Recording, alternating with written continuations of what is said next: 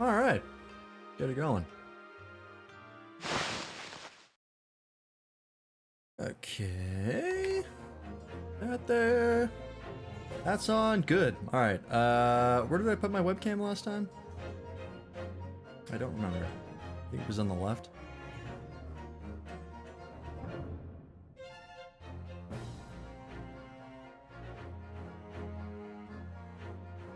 It's like right here, I think? Question mark? I don't know. I think it was here. We'll go with that. Alright, welcome back, folks. We're doing more of this. Apologies for not streaming the last 2 days. I knew I was gonna be taking Tuesday off.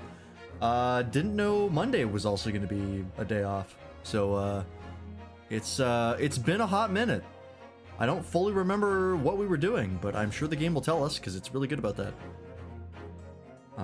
How's everybody doing?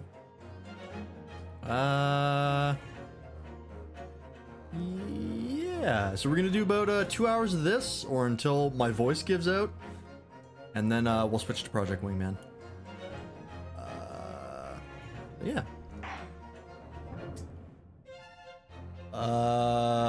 Is this the right one?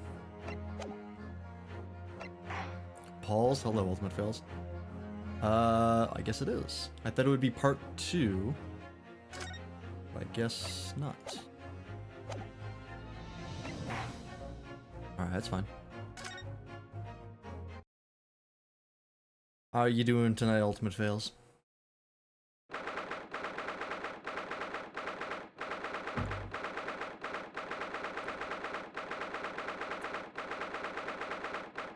Doing okay? That's good. Hopefully you do better. But okay is better than bad. 13th of August, 10:41 a.m. Supreme Court of... the Supreme Court of Judicature always gets me. I've never seen the word judicature before and it throws me off. Supreme Court of Judicature, Defendant's Antechamber, number 3. I'm so sorry, Susato. I should have told you about the toxin. Ray! You have a strong sense of responsibility, I know. That's why you decided to shoulder the burden alone. No, that's not it at all. I was scared of my failure coming to light, that's all. So I hoped to retrieve the substance from the Englishwoman before anyone found out. Alright, well I tried to give you an out, but oh well. Before the trial started, do you remember what you said, Susato? That you had no doubt in your mind about my innocence? That you'd stand by me to the last? I remember. And yet I didn't deserve your trust in me. I hid important details from you, Susato. I completely betrayed your faith in me.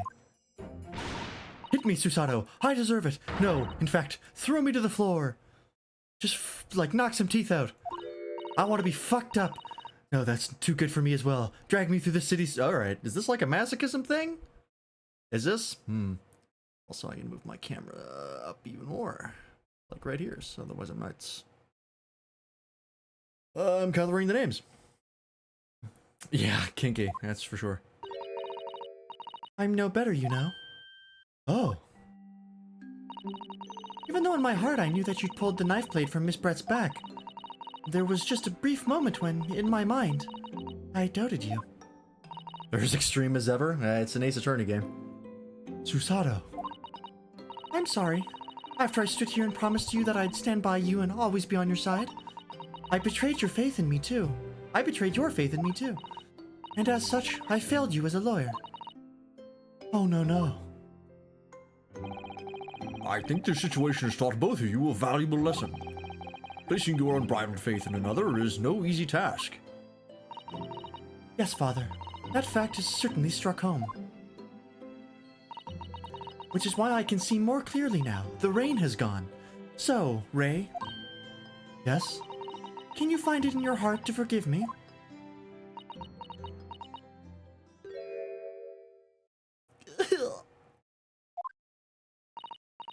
Oh, Susato.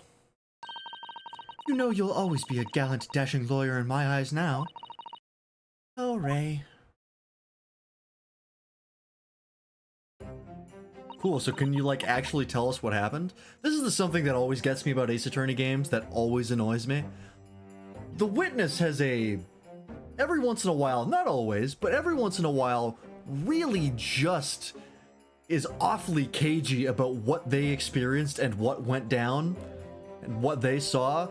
Like, the whole final case of Ace Attorney 1, spoilers for Ace Attorney 1, if anyone cares, but the whole time, Edgeworth never tells you what he saw on the boat, despite him being there the entire time, fully conscious. And that happens concerningly often. I was so scared, you know, when it happened. I didn't know what was going on. The Englishwoman was sitting at the back of the hut listening to what I was saying. Oh, I gotta unplug my controller. Vibrating again. Edgeworth boat. I didn't know he was a sailor. Yeah, it's actually part of his backstory. It's very important. I'm assuming this is Ray. I know it was you who stole the poison. Well now, whatever do you mean? And then a moment later, she suddenly got to her feet before collapsing on the floor in front of me with a knife in her back. You're alive! Hey, Arsai Tang! How's it going? Yes, I'm alive after an unexpected break. We're back. We're back at it. Actually familiar with that case, and literally only that case. It's probably the most memed case in all of Ace Attorney. Like specifically the one part of it that I think of is she is not, yeah, she's super dead. Almost Christmas means it wasn't Christmas. That line gets memed to hell and back. There's a couple different moments. I haven't played Ace Attorney 1 in a hot minute. But that's one of the most famous cases from any of the games. Even though I think it's one of my least favorite. Specifically because Edgeworth literally sees the whole thing and just doesn't tell Phoenix what happened. Phoenix just has to figure it out on his own. Really dumb. Before collapsing on the floor in front of me with a knife in her back. It all happened right before my eyes. And you were the only people in the hut at the time. That's right. Just Miss Brett and myself. There was no one else. So I just don't understand how she could possibly have been stabbed like that. She was right next to a wall, so I'm assuming, you know, someone opened up the wall somehow and then fucking backstabbed her. A great mystery indeed. I still can't believe it happened. That's why I just couldn't bring myself to speak up. It will be all right.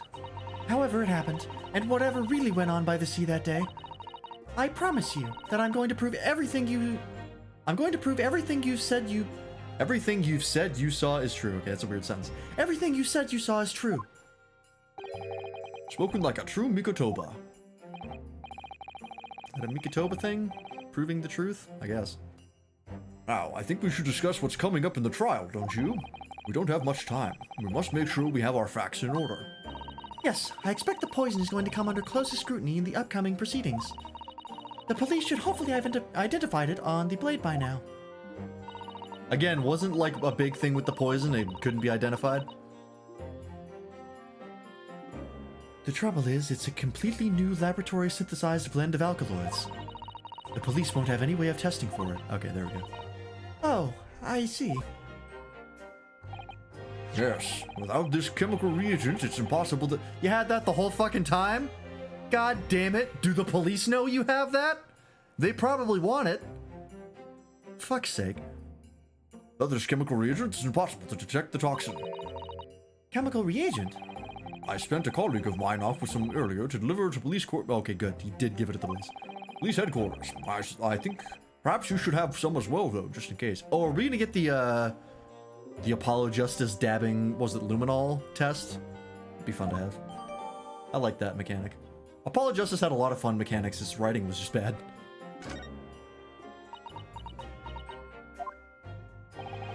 What's the matter, Susato? You're suddenly very quiet. It's this newspaper article. Exclusive! Deadly poison stolen from Yume Medical Research Laboratory. I'm wondering how the information got out, given that it was a government secret. It was all the Englishwoman's doing. What? It was when the professor and Soseki-san were being interviewed at the laboratory. That so-called English lady swanned in, because the bird hat, and without any compunction said to Professor Mikotoba, "Oh, Professor, surely your guest would love to hear about your work on that substance there." That bitch. It put me in a very awkward position, to be frank. But Soseki-san's curiosity had been piqued, so I had little choice but to give him a cursory introduction. So then, Soseki-san knew about the poison? Yes, it's highly likely that the reporter who was writing up the story about us would have caught a glimpse of the toxin, too. This Minimemo-san. By the way, did that reporter join you all when you went to the beach? Oh, no, I don't remember the reporter being there. Indeed, he shouldn't have been. I very much doubt anyone would have wanted him there. Oh? A known criminal had been given permission by the authorities to bathe by the seaside. Soseki-san pointed out that inviting a reporter might be problematic, so the man was sent back to his office. Yet he obviously didn't go back. He secretly followed the party to the beach and took this very candid photograph. And then presumably he posted it anonymously to the police. Ah. Yes, that must be what happened. Counsel, we just heard that the new witness is now ready to testify. The trial's about to resume. Please proceed into the courtroom at once. Why do they all sound like that? It's time to steel ourselves once again, then. Defense attorney Ryutaru Naruhodo. Yes. Alright, here we go. Ray has put her faith in me now and told me everything. So I can't let her down. I have to prove that what she's telling the court is true. I have to prove what really happened that day.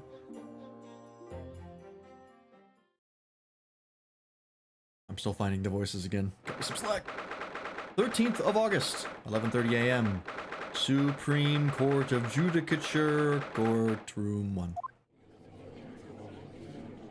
Oh Christ, I forgot. Pain is here. Ouchie is his name. I hereby call this court to order as we can reconvene to continue the trial of Ray Mimbami. Prosecutor Ouchie, have you summoned the new witness?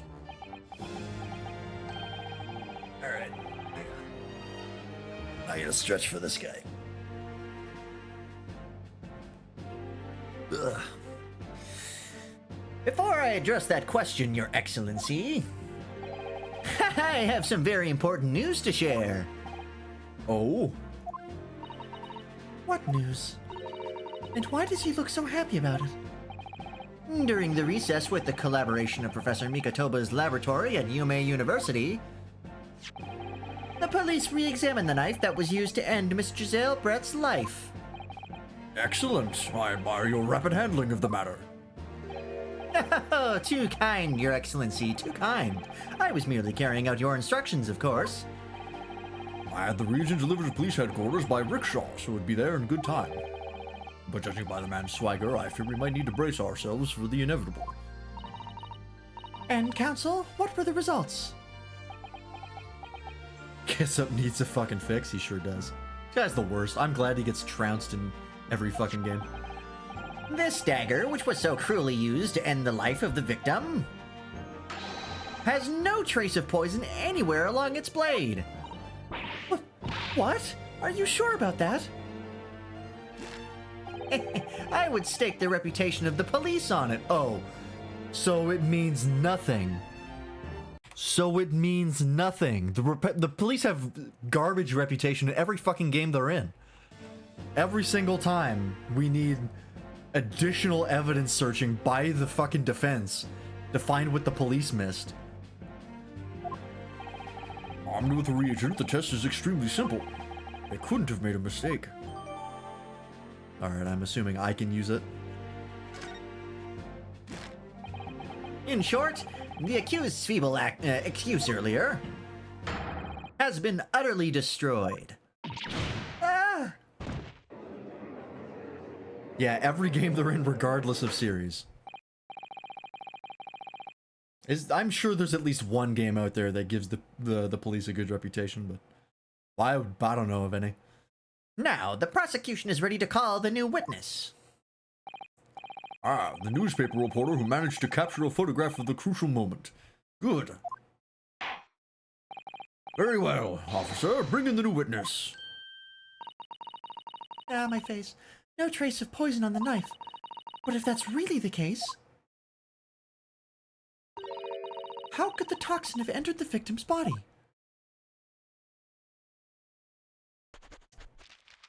To find out, I'm sure. Witness, please state your name and occupation for the court. The fucking pen. Yeah, he dabs it on his tongue like it's a pen. It's a fucking pencil. What the hell? Weird. A fucking pen. Oh, the pen on the skin. Oh, the pen the poison was in. Oh, yeah. I had forgotten about that, but yeah, you're absolutely right. Maybe she like dipped it in her tea or something by accident, and then that drained the poison in. Potentially. Or she was stabbed with the pen somehow. Or she did what he's doing. I've seen people lick pencils. Why? She stabbed herself with it? Maybe, but I believe a second wound would, because I don't think she stabbed herself in the back, because that's almost impossible to do. It would be weird for the autopsy to have missed a wound. That'd be kind of a weird thing. That's not really, like, usually the autopsy is pretty solid, unless it can inflicts with other evidence. But maybe. Oh god, what voice do I give you? Write in mini memo of Show You News. I'm what people like to call a journo. What's a journo, Father? Do you know? Simply a contraction of journalist. I'm there when the news breaks, putting pen to paper to catch those scoops so they're in the print the next morning. Why is this Japanese man English? I don't know. Was it low enough? The backstab? I can check. It was pretty low. Yeah, you can see it here. It's like in the back. Like stabbing yourself in the back like that would be pretty hard. So I'm assuming it was ingested somehow. I don't know. We'll find out. They don't call me the hero of the Herald for nothing. The nice guy of news. The nice guy of news. R/nice guys. Oh, so, it was you who took this photograph, was it? Well, what have we here? I'm sorry? Oh, brace yourselves, people. Many memo senses a scoop in the offing. Female student up to foul play, defended by curiously handsome young lawyer in Supreme Court. Readers will lap this up or set it above the folder at 72 point in 5-leg format for the morning edition. Huh? Right then, let's start with your name. Oh, it's Ryotaro Naruhodo. Next, what made you want to become a lawyer? Well, I wanted to reform our country's legal system, I suppose. Ryotaro has suddenly become very ambitious, I see. You never said in the back or in the hole the knife was in? Yeah, but the autopsy says there was only one wound. So unless the autopsy inexplicably missed a wound, it's pretty unlikely she stabbed herself. I just borrowed Kazuma-sama's dream for a while. By the way, my name is Taketsuchi Auchi, and that's Taketsuchi Auchi. The so-called dark horse of the Supreme Court. My objections strike fear into every defense lawyer's heart. Yeah, alright. Nope, the readers won't buy that. What? Witness. Yes? What this court demands to know is whether or not you were responsible for the taking of this picture. It was delivered anonymously to the Imperial Police Bureau only yesterday. Yeah, I wouldn't be a journo if I didn't click quick when I was presented a scoop like that now, would I? Sometimes stories call out to me, sometimes I have to chase them down, but either way, you gotta be fast. He's drifting into Australian, I don't know where this accent is. Fast legs to run with and a fast hand to write with. It's no good if you don't note it down, I always say. That's what I call my mini-memoism. What? Mini-memoism? Ah, yes, I remember your face. I met that day when you were interviewing myself and Soseki-san. Yes, right, that was me, Mini-Memo again. But you were supposed to be going back to the Shoyu news offices after our meeting. But the scoop is, I didn't. Because that Englishwoman's words had piqued my journalistic interest. Miss Brett's words? A criminal left to do as she pleases, just because she happens to be a British citizen. It's horse dung. I didn't expect him to break that pencil. This country's judiciary is rotten to the core. The Supreme Court's rulings aren't worth the paper they're written on. The police are just imperial pawns. Stay your tongue, young man. There are complex political issues at play. Well, anyway, I quickly jotted down those words she said in my mini-memo pad. Mini-memo pad. Mini-memo pad. Are you ready? I'll read it out. It's all here. Right, here goes. I should like to go with everyone to see your country's coast. A serious criminal going on some junket. The people need to know about this. That's why I decided to sneak after them. To get the woman's story so I can hammer her in the press. Do you mean to say that you did indeed witness it firsthand? The grim scene portrayed in this photograph. Ah, my nips. Ah, yes, I saw it with my very own journo eyes. From start to finish, through the viewfinder of my trusty camera. Thank you, Mini-Memo-san. You will now give a formal testimony before the court. You will state exactly what it is that you witnessed at the events surrounding Miss Brett's death. Alright. I'm sure this will go well. Is it better for my camera to be in the top corners? Is there anything that blocks? Maybe I should put it up there.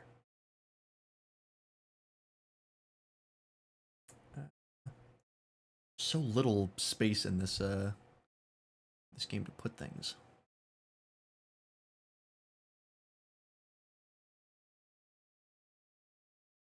Let's try it there. I feel like I might have tried that already, but the camera never lies. Beach Hut was made of shoddy old reed screen, so there were plenty of gaps I could see inside through. Oh, so you could easily fit your hand through and stab somebody. Great. Seems good. It always seems good at the time, and then the camera will, or like the UI will change for a new scene, and then fucking it's in the way of something. Happens every time. It is covering the testimony thing right there, but I don't think that's important. The English woman was sitting on a stool when the student girl came in and started arguing with her. Seconds later, the girl pulled out a knife and throwing the English woman to the floor, she stabbed her in the back. My soldering journo spirit burst into flames. Quick as a flash, I whipped on my camera, ready to click. Other corner? Yeah, you know what? Let's move it to the other corner.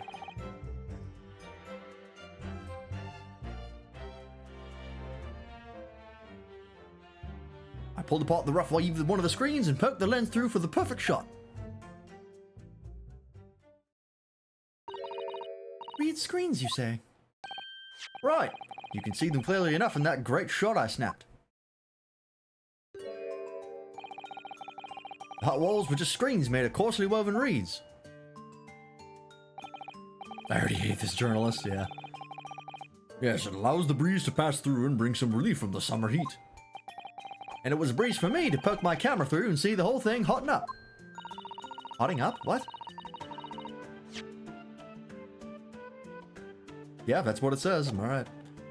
Ignoring for the time being the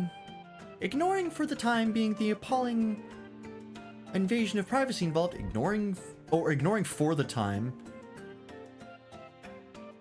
Oh, ignoring for the time being the appalling invasion of privacy involved. I got it. Okay, yeah. That's a hard sentence to read. It makes way more sense when you say it out loud. But when it's written down, it's... Because technically there wouldn't be a comma there, so you don't know to pause. Putting a comma there would be incorrect. Yeah, that's a hard sentence. Did you witness everything that happened from the moment the defendant entered the hut? That's in English if I've ever seen one. Oh yes, I saw the whole thing from start to finish. And you say that you took the photograph through a gap in one of the screens. That is literally what I just said, yeah. Lucky for me, they were pretty shoddily woven. I pulled the reeds apart and thrust the lens of my camera through the gap. Would I get away with it? Or would I be seen? It was a gamble of the lifetime. A tenacity of purpose that's considered admirable in a journalist, I suppose. Run a risk one day, run a scoop the next. That's many memoism in a nutshell. Shut up. At last. It would appear we have a genuine witness to this wicked crime. The evidence and testimony are extremely compelling. I believe we may be close to a verdict. No. Oh, wonderful news, Your Excellency. Wonderful. Nevertheless, it cannot be denied. And this testimony begs one very large question. What question? Exclusive news, a startling photograph, all the makings of an exceptional story for the reporter. Why then was the story never published? Oh, that's right.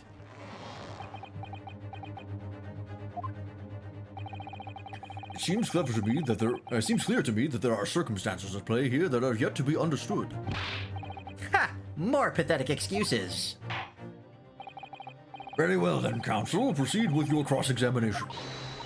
Yes, Your Excellency. There's more to this reporter than meets the eye. That's the sound he makes when he transforms. He's keeping something about this case very close to his chest.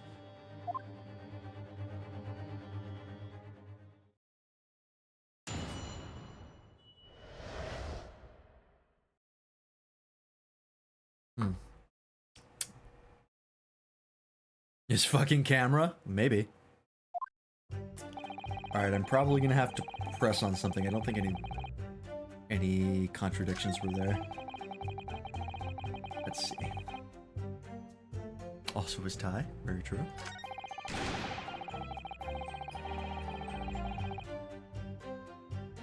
Seems like there might be more here.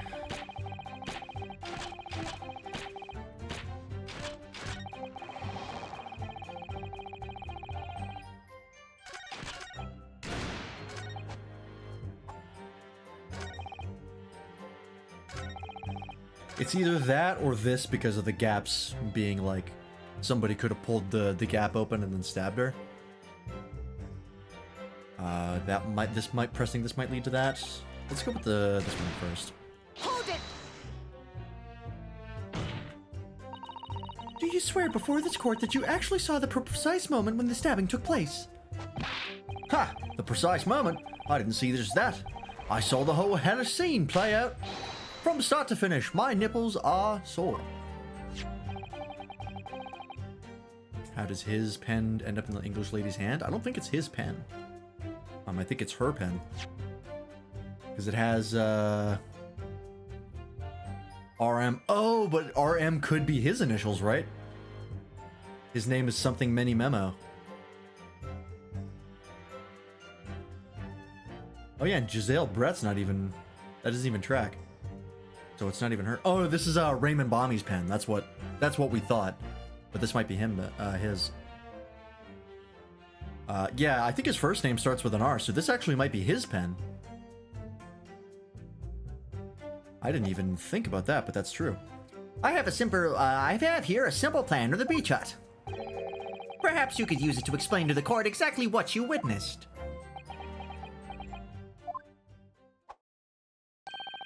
Right you are. It's all here in my many member pad.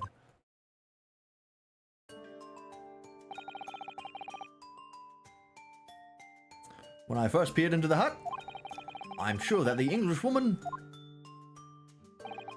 was on this stool at the back of the hut here. Yes, the accused's own testimony confirmed that. She just sat at the back of the hut, smiling sweetly, is what I have noted down. My turn to testify now. Try not to interrupt. Then the next moment, as I was watching, the evil student girl entered the hut. After a while, the pair of them ended up in the middle of the hut, arguing furiously. The Englishwoman went for the student, but the girl dodged out of the way. And in a Flash, plunge the knife into your adversary's back as the two passed each other. Oh, you know what I should do? I should use a fucking, like, the voice for this guy should be like a newscaster, like those old, like, oh, how do they go? The only one I can think of that I've heard recently is from Legend of Korra. Like, here in the roaring 20s, yada yada, that voice, you know what I'm talking about. And in a flash, plunge the knife into your adversary's back as the two passed each other. What you describe is a grim crime indeed. Never sugarcoat the truth. That's what many memoism says. Shut plan. Okay. By the way, Memo-san, whilst you were watching that terrible scene unfold before your eyes through the gap in the screen, did it not occur to you to prevent the tragedy rather than capture it on film? Sounds like BS. Yeah, I'm pretty sure this guy's lying. Journos have to be observers. We can't get involved. That's our raison d'etre. I've seen this word so many times, I never know how to pronounce it. Raison d'etre. It's French, just pronounce less. So you didn't converse with Miss Brett at all? Obviously not. An observer always remains on the outside looking in. And that's something to be proud of, is it? Your Excellency, if I may. Yes, Professor. I think the witness's last expertly phrased statement should perhaps be added to his formal testimony. Father, what are you? I will grant the defense's request. Memo-san, you will supplement your formal testimony with the aforementioned statement. Well, nihilism is the foundation of many memo... What? Nihilism is the foundation of many memoism? Weird? But I'll gladly prove that my words aren't meaningless. Okay. I never once set foot in the hut nor spoke with the Englishwoman. I was there only as an observer. Huh. Don't think we have any evidence to that.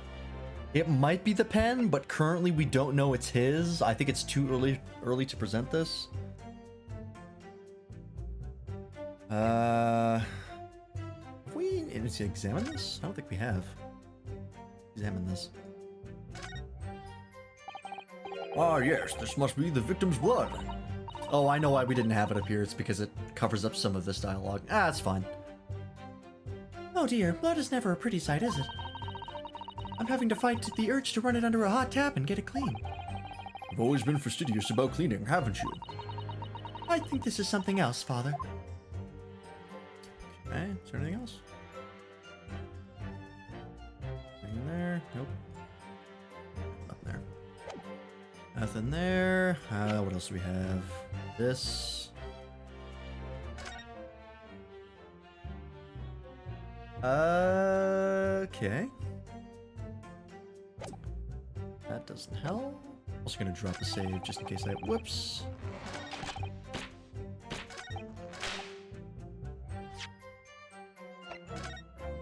Just in case I accidentally present something when I'm trying to look at the court record, because I've done that before, and I hate doing it. Okay, let's press this that he just added. Hold it! Really, you didn't set foot inside the hut at all. Are you quite sure about that? I think you may have the wrong impression of me. We're talking about a murder scene here. My nerves were stretched to the breaking point already. Oh, I see. You were scared. Maybe I did have the wrong impression of you, yes. It was all I could do to stifle a scream and hold my hand steady enough to snap the shot. You really should have summoned help before thinking of your camera. Many memoism and humanism don't always agree. And most of the time in those instances, many memoism comes out on top. As a sculptor of stories, sometimes I have to be cruel for my art. Yes, that's spot on. Surely he's making all this up. Okay, not much there. He claims to have spied the whole affair from start to finish. If true, his testimony is devastating. But it does seem as though he's holding something back, doesn't it? If that's how you feel, I suggest that you trust your instincts and press him on everything he said. As you've no doubt done many times before in your role as judicial assistant. Yes, I have. I've seen witnesses like this pressed often. I know exactly what to do. Right. Yeah, I think there's more to press on him. Let's press this. What made you want to see what was happening inside the beach hut in the first place? Call it journo instinct. Can you think of a better reason? Oh, I don't know. Perhaps because as well as being a proven criminal, the person inside was a young woman. Ah, I see where you're going with this. Brace yourselves, people. He's painting the journo as a voyeur. It's hardly slander, sir. You had a camera and you were taking pictures without the woman's knowledge. Ow. Nope, you've got it all wrong, little student boy. Sorry. I'm gay. To my mind, all that was inside that hut was a scoop. Nothing more and nothing less.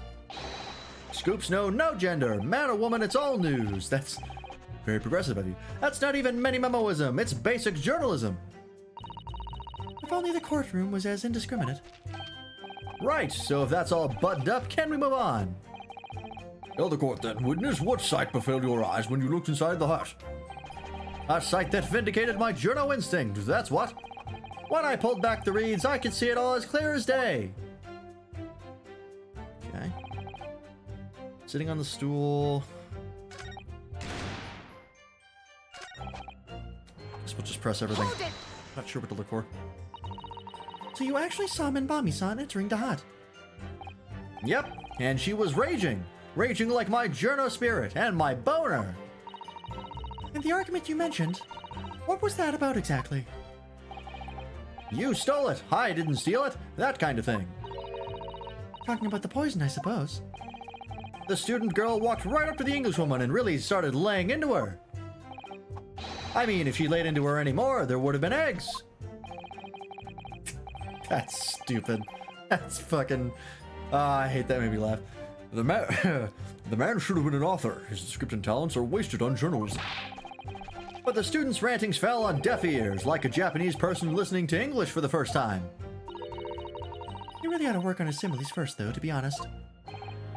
Anyway, the point is, that woman in the dock was mightily angry. And her temper finally got the better of her, it seems. Dear me. Hey, Waffle, how's it going? Hi, Dad. Both you and Toaster both call me Dad now, and I'm conflicted. Woke up from the fat nap? Nice. Get some rest after the Lancer. Which was the climactic moment that I caught on film. Okay, 6 later. We pressed this already. Made me sleepy. Hey, being a DM is hard. Same person. Yeah, you're right. You're right. I forgot something. The court is fully aware of your desire to capture the incident on film, I'm sure. But why then did you choose to post the photograph anonymously to the police? Here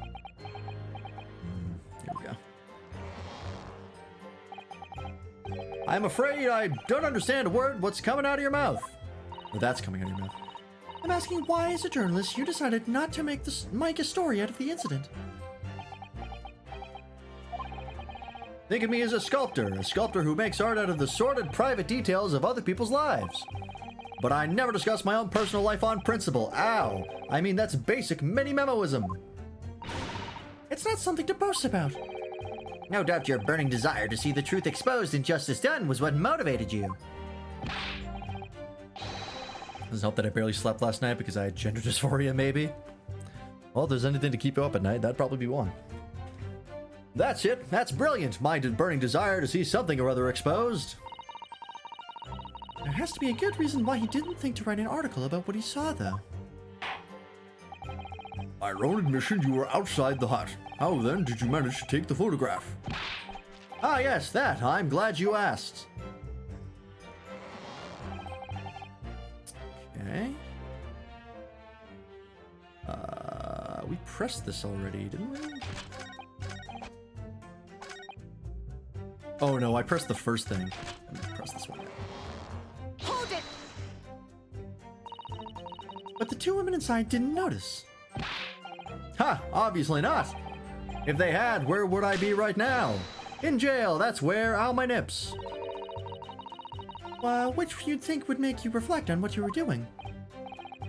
No, Journo's job is to collect little snippets of life as unobtrusively as possible. Leave nothing but footprints. Take nothing but photos. Yes, that's spot on. You just make that up.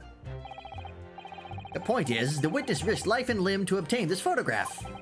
And this photograph reveals the whole truth. There is nothing more to be said.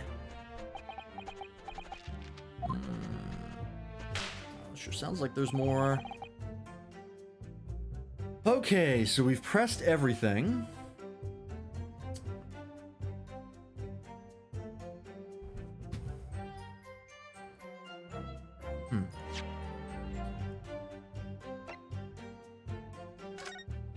Take a look at this.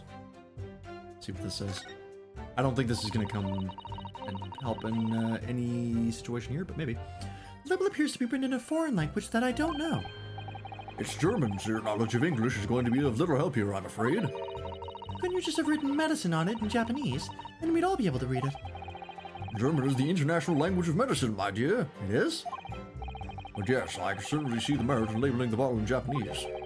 Though I'm not sure medicine would be entirely appropriate. Alright. Did it?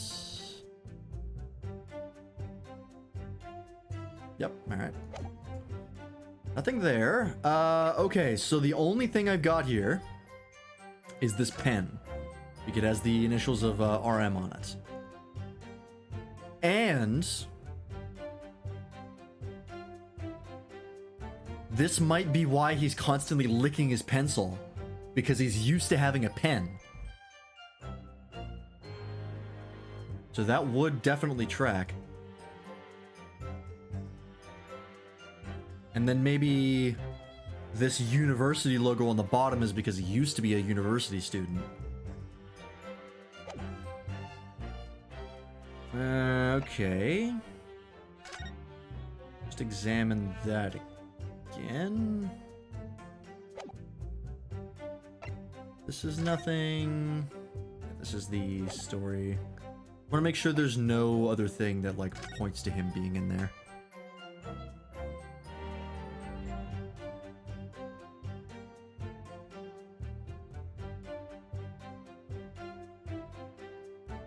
And I never even noticed, but you can literally see the gap in the reeds right where she was sitting. She was absolutely stabbed from outside. Yeah, this guy, I think, is the guy, the culprit.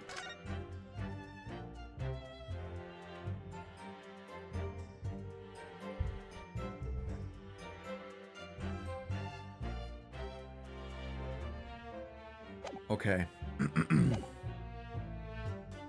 There's a foot in the hut and a spark with English woman. I was only there as an observer. I'm gonna try and present the pen here.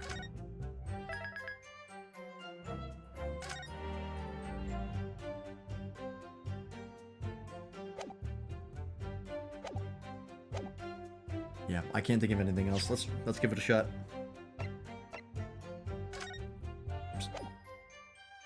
Objection!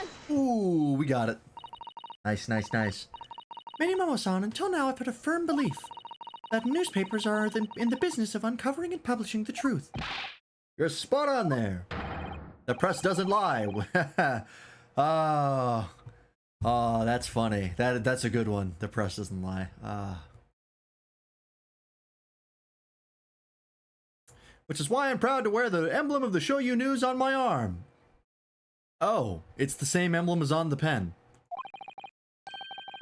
Didn't even notice. In a way, that's more Many-Memoism. Get fucked, journo shit ass.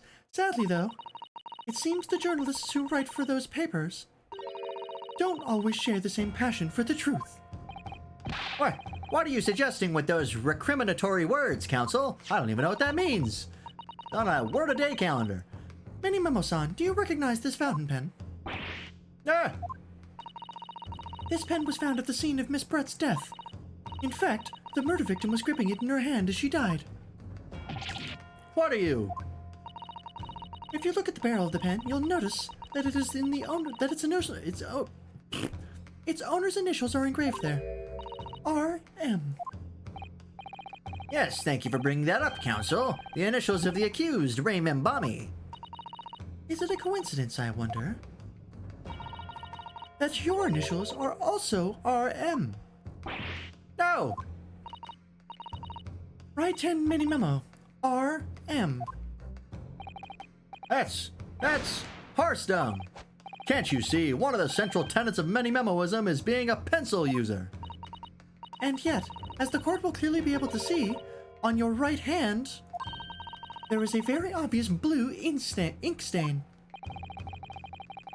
It would appear that you must have rather carelessly left it somewhere recently. Your favorite fountain pen, that is. Horsey horse dung. You don't know how to wash hands. Clearly not. Mini Memo-san, is it not the case that before she died, you met with Giselle Brett in that beach hut? Objection! Shut up! Please! Why should we listen to this absurd nonsense? It's nothing but another excuse. Exactly. Shoyu News will stand behind me all the way. I deny everything. There must be as many people with the initials RM as there are stars in the night sky.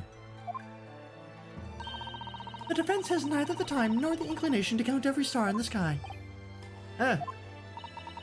And then there's no need anyway, because this pen has more to tell. Yes, there is another clue. A clue that undeniably proves who its owner really is. In that case, counsel, the defense will now show the court where this alleged clue lies. Of course, Your Excellency. Alright, this is the logo. The clue in this fountain pen that clearly reveals its owner's identity is...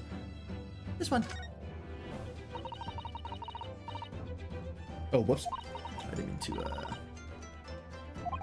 We've already read this. Oh, I just realized if I put it over here, I'm covering the amount of lives I have left. Alright, the other side. This game is meant for a phone screen. There's nowhere to put my dumb face. Still feel bad for absolutely murking one of my friends. It wasn't even you, it was God. It was Lady Luck decided to fuck that guy over. It was brutal. Yeah, God used your hands. Alright, I have to present this. Got it! There we go. Middle, yeah. Dead center. As well as the initials, there is also an emblem on this fountain pen. An emblem that you will of course recognize, Mini Memo-san. Goodness me! It's the emblem on the Shoyu News. In other words, the owner of this pen is an employee of the Shoyu News whose initials are RM. Just put your face over her face. I have a clip of me doing that in Digimon where I like perfectly lined up my torso. The main character, which was goofy. Suddenly, the stars in the night sky don't seem so numerous, do they? Ow. Well, Mini Memo-san, how do you respond? No!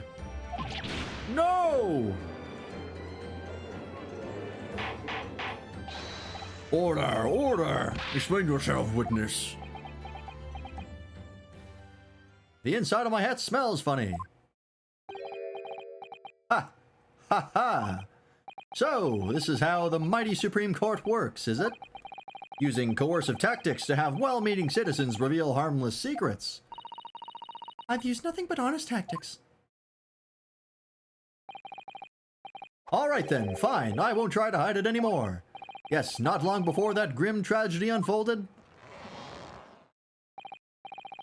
I, a Shoyu News reporter on behalf of the public, my nips, conducted an interview with the Englishwoman. An interview? You never mentioned this before. My hands. What exactly was this? As I said, it was before that evil little student girl showed her face in the hut. It couldn't have lasted more than 2 or 3 minutes, that's all. It was just a brief exchange. But it came to nothing, as we many memoists say, the people don't pay their dues for unworthy news. However insignificant you deem it to be, this court cannot overlook the meeting between yourself and the victim. You will testify now under oath about the precise nature of this meeting and what transpired. I love how many people just get away with lying on the stand in this series. Yeah, perjury is not a thing in Ace Attorney. I don't even think they mention it as like a thing that happens. Actually, that's not true. I think they do mention it at some point. I just don't think, like... I assume they do get punished. They just don't, like, you don't see it happen, right? Because I'm pretty sure they do mention it in one game. I can't remember what game it was. But I think perjury has come up. It's just like, usually the people who lie the most on the stand are the murderers and they get taken away on other charges. So, like... I think it came up in England? Yeah, I think it was last game. I can't remember when. It might have had to do with the fucking leprechaun, dude. It's so funny how common it is. Yeah, even people, like... People lie even when they don't have to. Like, I don't understand what a lot of them gain by lying. It was with the officers. Oh, yeah, it was like the British officer in like the really shitty clothes that were like all busted up. Yeah, the sleepy guy. Yeah. I forget his name, but we're talking about the same guy.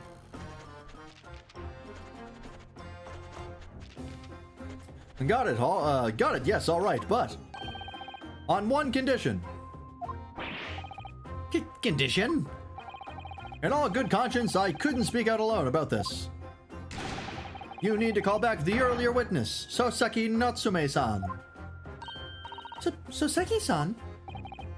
Oh yes, according to my notes here, that man has a secret of his own, and brace yourselves. Because it's not a harmless one, just like my suspenders. They've ruined my nipples. It's big. What? What? Many Mimosum states that one man's secret is every other man's front page story. Very well, I will grant the witness's request in this instant. Officer, summon the early witness back to the stand. Soseki-san, hiding something? He's in a fucking position to negotiate. I guess if they're just like, well, if apparently another witness is also hiding something, then we probably want to know about it. So yeah, fucking drag his ass back in here. I asked the Englishwoman for an interview, but she declined, so I left the hut without making a fuss. And that took 2 to 3 minutes? Alright. Then, watching secretly from outside, I saw the woman being stabbed and the other witnesses come running. The detective realized that the victim still had a pulse, so he ran off to fetch help. That's when this writer man here asked the woman a very significant question. But he didn't say anything about that in his testimony, which is why many Memoism demands I reveal it now. His eyes are like in the last game, yeah. Did a bump of coke in the antechamber. You mean to say the victim? The victim regained consciousness. Oh, this guy's a very similar voice to that guy. Oh, well. Oh, well, And when she did, you decided to ask her a question? That's, true, yes. He did, and that's not all. The woman gave him a very definite answer. An answer that incriminates the accused. This is preposterous. Why am I only hearing about this now? Why didn't you mention this before, you yokel hack? It wasn't even a conversation. Yes, I did pose the withering English rose a question, I don't deny it. But she could no longer speak. She was barely conscious, even. Counsel for the defense, I expect a thorough cross-examination to be conducted here. This court must and will know the truth. Absolutely, Your Excellency. Reporter is claiming that Miss Britt implicated Ray somehow. What on earth could have happened in that hut? I don't know why, but I feel like he's related to the Clussy girl in Spirit of Justice. Oh, yeah. They do both slap the shit out of their titties with their suspenders. Yeah, maybe. Alright, I left out the making a fuss, and I just see to the other side. I'm just gonna press the question. These last two here. Different question. What was the question? What question? What exactly did he say? Well now, you should hear that from the horse's mouth, I think. Don't you, Mr. Riderman? Ah! Out with it, you yokel hack! What did you say to her? What did you say to the dying Englishwoman? They have different last names. Yeah, it's unlikely, but I don't know, maybe. Distantly related. Well, in truth, I'd been catching crabs at the water's edge and building castles in the sand, you see. Well, the seaside is a place to be at leisure, I suppose, even for a grown man. But then all of a sudden, from that little beach hut, a young girl's panic-stricken cries for help pierced the air. Ray. I ran up the beach to see what was happening, to find the defendant leaning over the collapsed victim. As soon as Inspector Hosonaga saw Miss Brett on the ground, he sprinted off to get help. And then, just a moment later, I heard a faint moan. Oh, excuse me. A moan from the dead Englishwoman. I nearly jumped out of my skin. Ow! But what did you ask her, Soseki-san? I asked her, who did this to you? That's not good. Don't protract this any longer. How did the woman respond? She didn't. She said nothing in response. But... when on the stand, you will answer the questions asked of you unambiguously. Now, without evasion or reticence, I demand that you amend your testimony. I will! I asked her who did this to you, but she never replied. She just lifted a trembling finger and pointed in the direction of the defendant. She didn't point at the defendant, she pointed at the gap in the reeds. Hold it! Miss Brett pointed a finger at the defendant. Soseki-san, is that really true? It's not easy to stand here and say this, but when we first entered the beach hut, the Englishwoman was sprawled on the floor before us, with the student girl standing on the far side of her. And when I asked who did this to you, the Englishwoman summoned her last ounce of strength to point a trembling finger at the back of the hut. Which was, it can't be denied, in the direction of the student girl who stands accused today.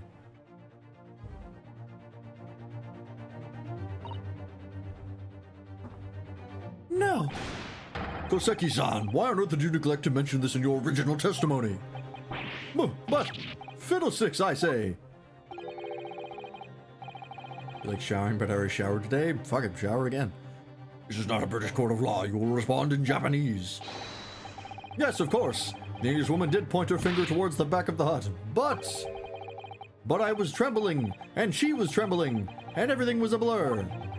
And thinking about it, I feel as though perhaps she was pointing in a slightly different direction. Actually, no, not slightly, in a very different direction to where the student girl was standing. Just somewhere at the back of the hut where nobody was standing at all. Excuse me. You mean that your memory of events and the direction in which the victim was pointing are both unclear? Yes, that's it. Unclear. I'm very, very unclear. Objection! Shut it! That's bullshit! Your Excellency, surely this proves the matter beyond all reasonable doubt. Yes, the woman may barely have been conscious, and yes, perhaps her finger wavered slightly. But there can be no doubt that this was an attempt by the victim to confirm the identity of her assailant. Why? Because as the court can see, there was no one other than the accused in the direction the victim was pointing. It's now abundantly clear that no one besides the accused could possibly have committed this crime. I'm inclined to agree. In the absence of any credible argument to the contrary, I believe we can now conclude this trial. No. No! The headline's running itself. Dashing lawyers' hopes dashed. 92 point across the whole page. We'll do an extra edition. This is a serious blow, Susato.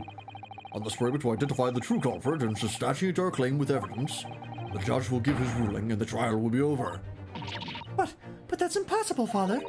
We don't even know how the crime was committed yet. Impossible though the task may seem, we have no choice. We must think back over everything we've learned thus far. Somewhere in all those details, I'm confident we'll find the clue we need. Ray gave us her account on how events unfolded in the defendant's antechamber before the trial resumed. She told us what happened at the precise moment Miss Brett was killed. The Englishwoman was sitting at the back of the hut, listening to what I was saying. And then, a moment later, she suddenly got to her feet. Before collapsing on the floor in front of me, with a knife in her back. How can Miss Brett have been stabbed in the back in a beach hut that was empty but for herself and Ray? Hey, Doppel, how's it going? Somewhere amid all the information we've gathered so far, there must be an answer to that question. I take it then the defense has nothing further to add. So, the gallant yokel student's luck finally runs out. I can't say I'm surprised. In that case, I'm ready to deliver my final verdict on this matter. This is a crucial turning point now. If I can't establish what really happened, it's over. Where was the real culprit hiding? And how did he or she stab the victim? I know how! Objection! Being on the comp for the night? Nice.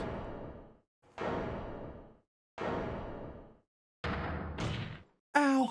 Your Excellency, I respectfully ask for you to postpone your education for the time being. Oh, to what end, Counsel? The defense would like to present the court with an alternative theory. An alternative theory that can explain who the victim was actually trying to implicate with her dying gesture. Objection! An alternative theory? Ha! None exists! Objection! Now you shut up. God, my hand. There was someone else present at the scene who could have committed this crime. What?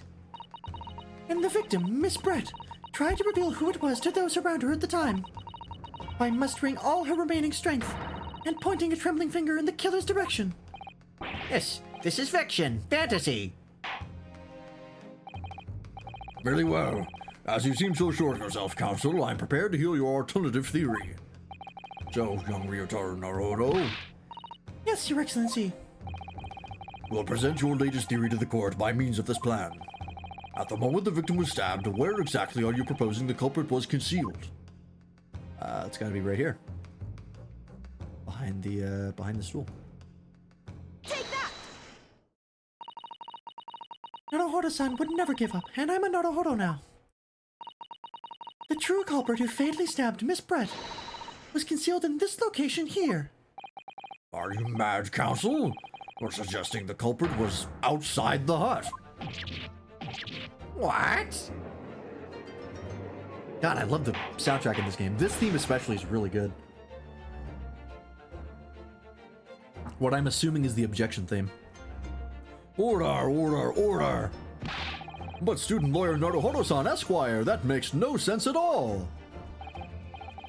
Imagine how different the series would be if killers just didn't have mental breakdowns during court and having villain monologues. They do really do that often. I'm glad they do. The breakdown is the most important part. It's like the big culmination of everything you've worked towards. It's great. I love it every time. And they're always insane. You've just pointed out the exact spot where I was hiding to get my scoop snap. But I didn't see any suspicious individuals loitering about. I can swear to that. Obviously, if the culprit had been outside the hut, there was no way that he or she could have stabbed the victim who was inside the hut. Yeah, the cinematic reveal. Actually, Prosecutor Ouchi, there is a way. Ah, And, in point of fact, the defense can provide evidence strongly suggesting that this is precisely the way Miss Brett was killed. You're bluffing. You're bluffing, you yokel. shut it. The defense's assertion is clearly too fantastical for the court to comprehend. You'll need to give us more guidance, Counsel. It's cinematic and amazing, but like, damn, bro, chill. Yeah. What piece of evidence corroborates your theory that the victim was stabbed from outside the hut? I'm assuming this photograph because it's taken through the hole. It's either that or this. I'm not sure which of the two.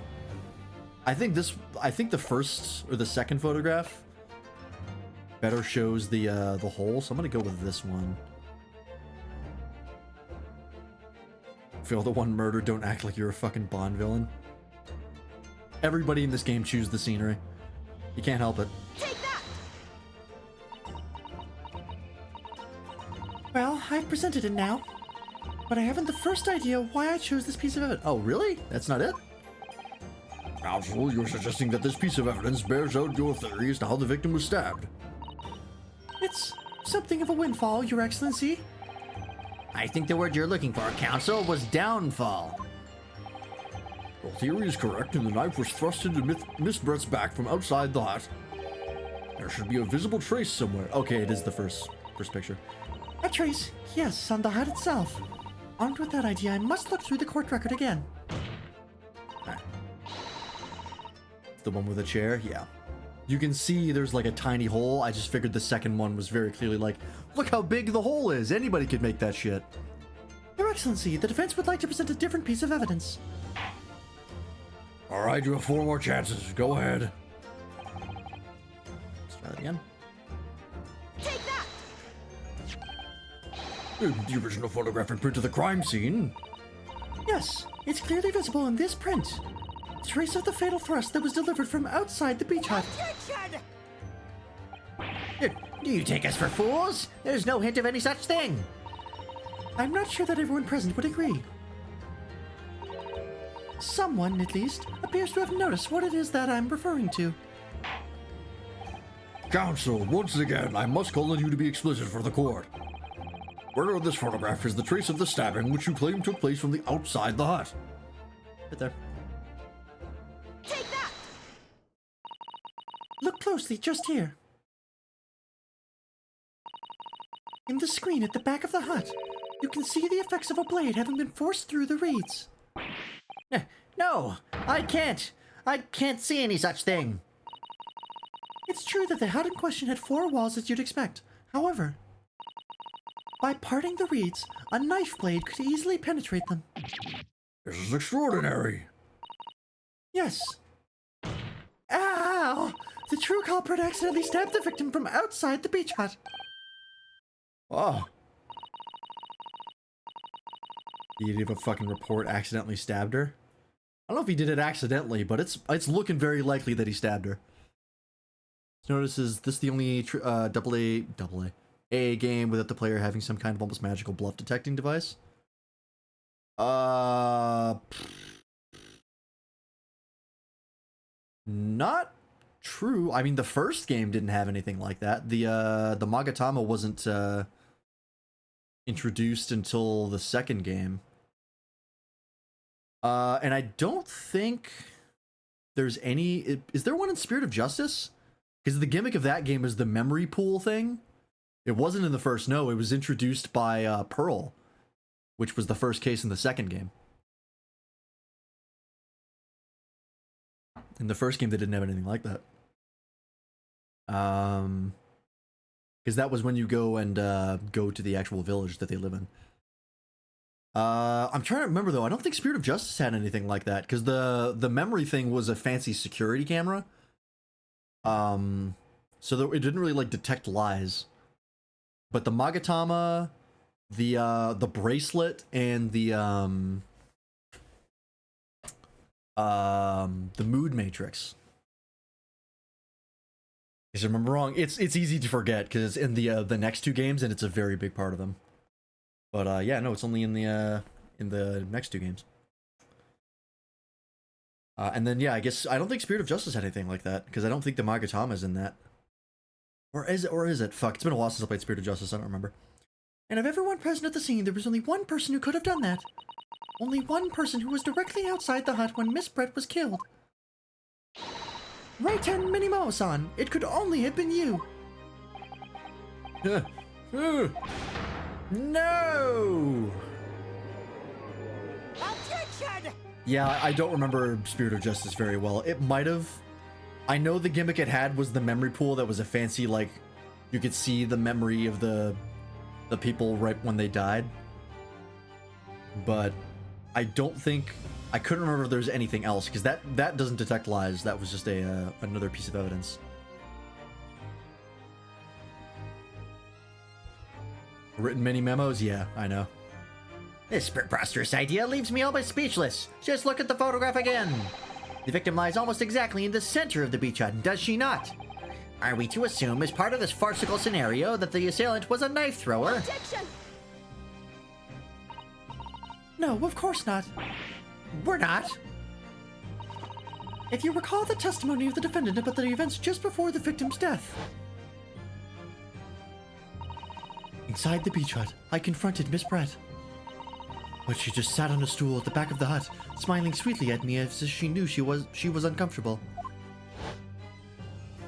The reason why no one in this Lancer campaign is no Ace Attorney ass names is because I used a sci-fi name generator. Nice. A stool? Have another look at the photograph. The slit in the reed screen would have lined perfectly with the back of a person who was sitting on that stool. My word. So, in fact, the victim was... Killed while sitting on that stool by a stab wound to her back delivered through the reed screen. Ah! Having been attacked, Miss Brett rose to her feet instinctively. But then, unable to speak, she collapsed on the floor in the middle of the hut. Before the defendant, Membami-san's appalled eyes. This guy's a fucking twit. Yeah, the first prosecutor is always a fucking moron.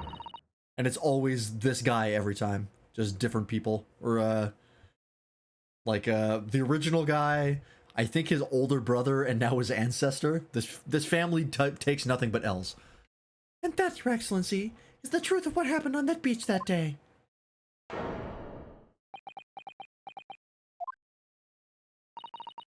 By your silence, Menimemo-san, I take it that you don't deny the charge.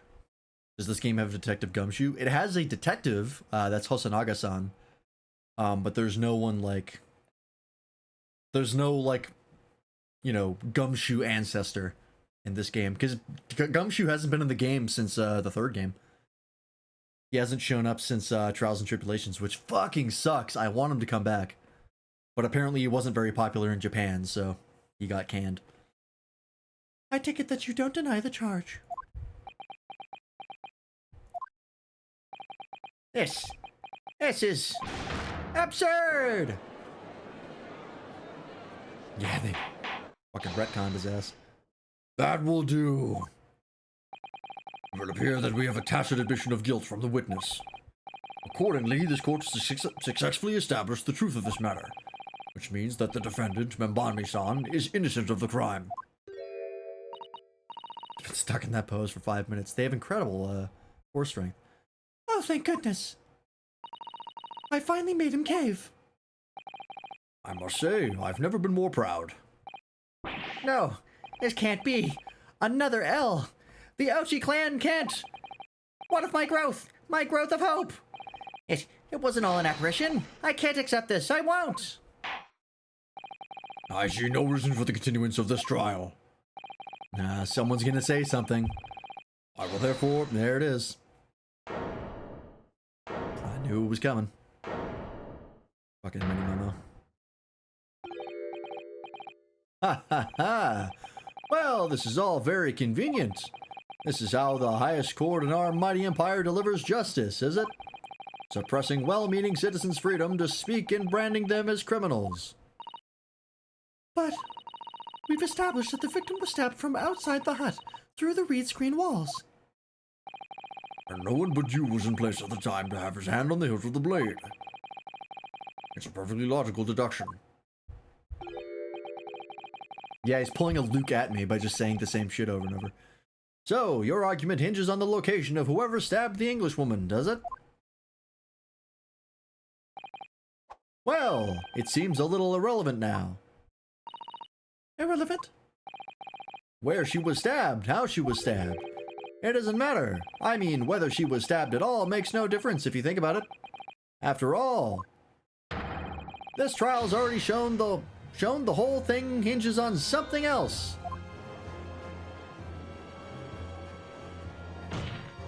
Ow! What are you talking about? Brace yourself, little man. I'm talking about the fact that everything's changed. My nips, because of the dirt you dug up. What? Enough obscurity. Explain yourself, witness. What's to explain? I'm talking about the poison, of course. The poison? Let's ask the professor for a comment on the situation, shall we? I understand that a deadly poison you were developing was stolen from your laboratory, correct? And it's been shown that this poison was administered to the victim, Miss Brett, is that right? That is correct. The unusual constriction of the victim's pupils are a sure sign that this particular poison was used. I see. So, presumably that means that the victim already had the poison in her body before she was stabbed. Given that her pupils were clearly constricted, it seems highly likely, yes. If she had been dead already, the poison could not have circulated in her blood.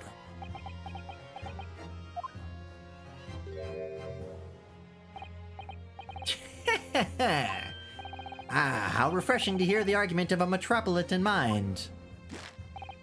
Or metropolitan, however it's pronounced. I don't know. Precisely, it matters not a jot who stabbed whom and whose back and with whose blade. Because, quite simply, the Englishwoman's life was taken not by the knife, but by the poison. I'm talking like the other guy now. But that can be explained by the poison being on the blade, as I already... Attention! Forgotten already, have we, Yoko? During these very proceedings, the laboratory of the professor at your side assisted in proving that the blade of the weapon used to attack the victim had no trace of poison on it whatsoever. So, let me get this down. The facts, as skillfully established by the defense in this trial, turn out to be a headline-making red herring. Use the trace thing on the pen? Yeah, I totally agree. There's just no way I can do it currently. Is that about right?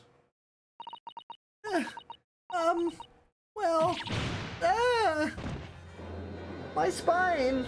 Why do I keep doing that of my own voluntary... Order. But where does this leave us? How, in that case, did the poison enter the victim's body? There's an undeniably obvious answer to that. The lady most likely imbibed it. You mean she... Oh, excuse me. You mean she drank it? Have another look at the photograph here. As you can see, a bottle of carbonated water and a glass had been knocked onto the sandy floor of the beach hut. Carbonated water? In the heat? Even if it's cold, it's fucking sparkling water's gross. Tastes like TV static. Who would drink that willingly? The poison could have slipped into either. So, somebody made Miss Brett drink it. Oh yeah, can't be wine. Can't be wine. Can't ever be alcohol. It's always gotta be grape juice. Yeah, murder and open wounds and blood, all fine. Alcohol? No sir, you gotta take that shit right out. Some people have weird fucking tastes, that's true. Some people actually unironically love sparkling water, and it's like, you're evil. There's no other explanation. Well, what do you know? Look at those dashing eyes. That will make her a great front page shot. Hey, why the bewitching stare? After all, I'm the last person you should be looking at. It would make no sense at all that I poisoned the woman, would it? I mean, that's been established already. FF16 is an M rating? Oh yeah, that tracks. I don't think an M rating is as bad or nearly as bad as it used to be when it came to like actual sales, because beforehand people cared about that shit a lot more, and now they're just like, it's an M rating, who cares? It's a little more mature. Hold it! Back when like kids were the de facto like audience for video games, that was a much more damning thing. Established? What are you talking about? Don't tell me you've forgotten. That's a little hard to believe, given that the person who established it, my nips, was you. Me? What on earth does he mean? They have their cult, they don't need to care anymore. That's true.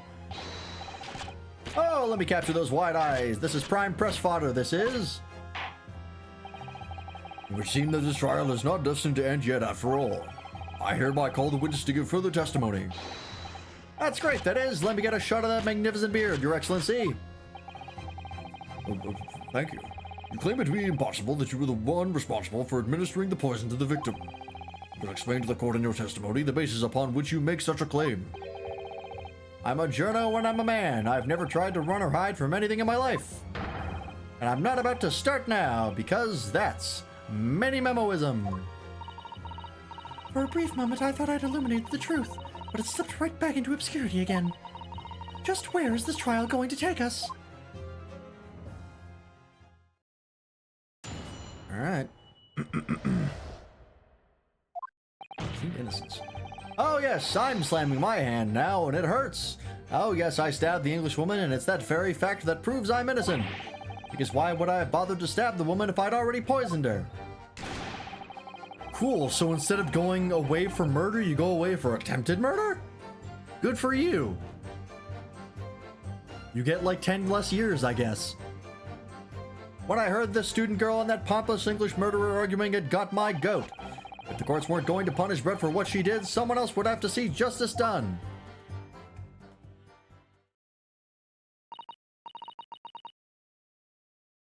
I'm gonna have to press the shit out of that. So, you admit it then, that everything happened as I described. That you were the one who stabbed Miss Brett in the back through the reed screen. You can blame this miserable country of ours. A country that bows to the pressure of foreign powers and lets murderers walk free. What kind of future can a country like that have? Ow, and that's why I did it. I did what our pathetic leaders didn't have the guts to do. Slap bang in the middle of that charming lady's back, I plunged the blade of sweet justice right in there.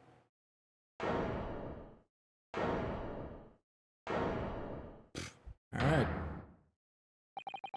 As someone who spends his life seeing that the truth is told, I feel really awful about giving false information in my testimony before. But as it turns out, there was somebody else who had it in for the victim and got to her before me.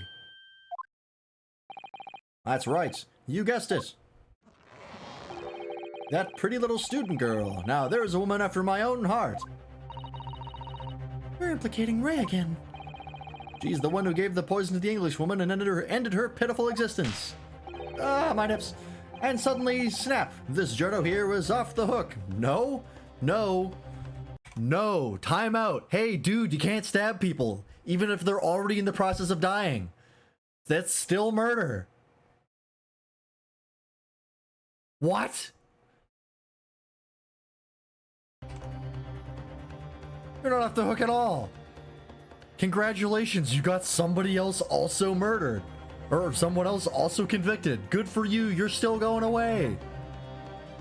Yeah, 2nd degree murder or 3rd degree, it's still illegal. You can't do that. The argument is fuck you. The argument is sound, certainly. If the witness had administered the poison himself, he need only have waited for it to take effect. Subsequently stabbing the victim in the back would have been entirely nonsensical. And therefore, this reporter had nothing to do with the poisoning. Yes, it's all quite logical. That's right, it is. Logical and true. I'm glad you've all seen the light. Justice at last. This is unbelievable. And after I'd made so much progress in proving his guilt, is he going to get away with it now?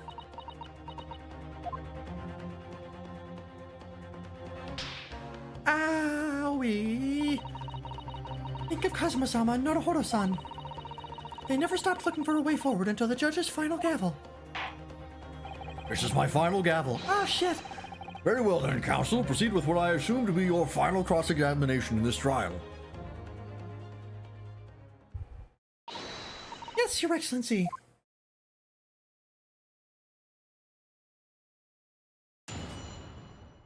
Alright. There's only, I think, 3 statements here? 4, okay. Stab the woman is the very fact that proves I'm innocent, because why would I have bothered to stab the woman if I'd already poisoned her? Hold it! See about that. Let's talk about that. So you still maintain that you didn't give the poison to the victim? Obviously, that'd be like putting a belt on your trousers when you were already wearing braces like these. The accused administered the poison, following which this witness stabbed the victim. An unforgivable act, certainly, but not one of murder. That crime rests on the accused's shoulders. Did he know that she was already poisoned? No? Then it's still murder. It's a fucking game. That's true, that would be a separate trial for this guy, but it's like, He said he was off the hook, and the judge was like, fuck, he's right. I don't know. Like, if he's trying, I guess he's really just trying to make this like a murder-suicide. Of like taking Ray down with him. But yeah, he's not off the hook like he says he is. Far from it. That is how the law works, you see, yokel. Who knows? You may even learn something here today. I'm gonna come over there and fully rip that little fucking horn off your head. It's gonna happen. 2 consecutive attempts on her life in the space of minutes. Quite a day for the victim. You can't arrest me, I didn't consent. Damn, you're right. Sorry, sir. Fucking, I guess we'll leave. Do something that evil and you've got it coming. That's how the law works. The law of reckoning. Yeah, ram that fan down his throat. I'm gonna stick that fan where the sun don't shine. And you get to figure out what that is. Alright, I'm gonna leave that to your imagination right before I do it. It's not the kind of law this court upholds. We'll reiterate why you were compelled to stab the victim then, witness. Ah, shit. Excuse me.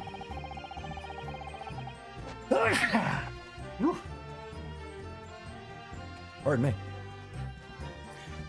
Got my goats. Okay, I don't think that matters. Justice done. Thank you. Thank you.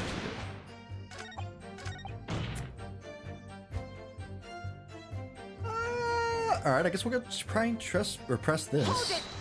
This might be a case where I have to press everything and then it turns out there's nothing there and then something else happens. So, you do admit that you had murderous intentions towards Miss Brett then? Ha! That woman's very existence offended my sense of justice. Her sense of... He's claiming some sort of righteous indignation.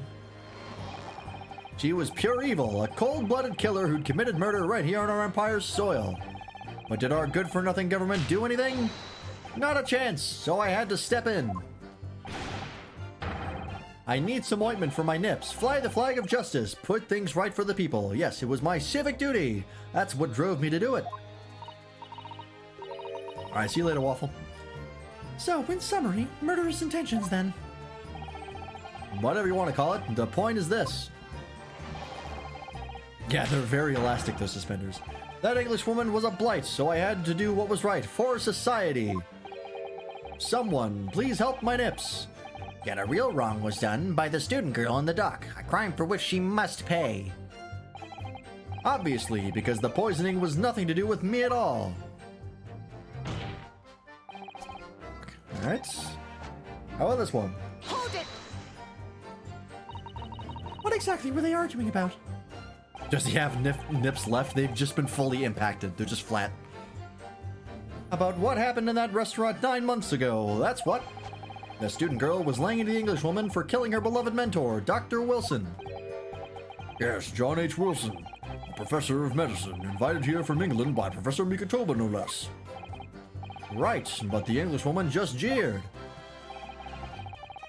Her case was to be heard by the British Consular Court in Shanghai. However, there was little doubt that she would simply have been acquitted and sent back to her homeland a free woman.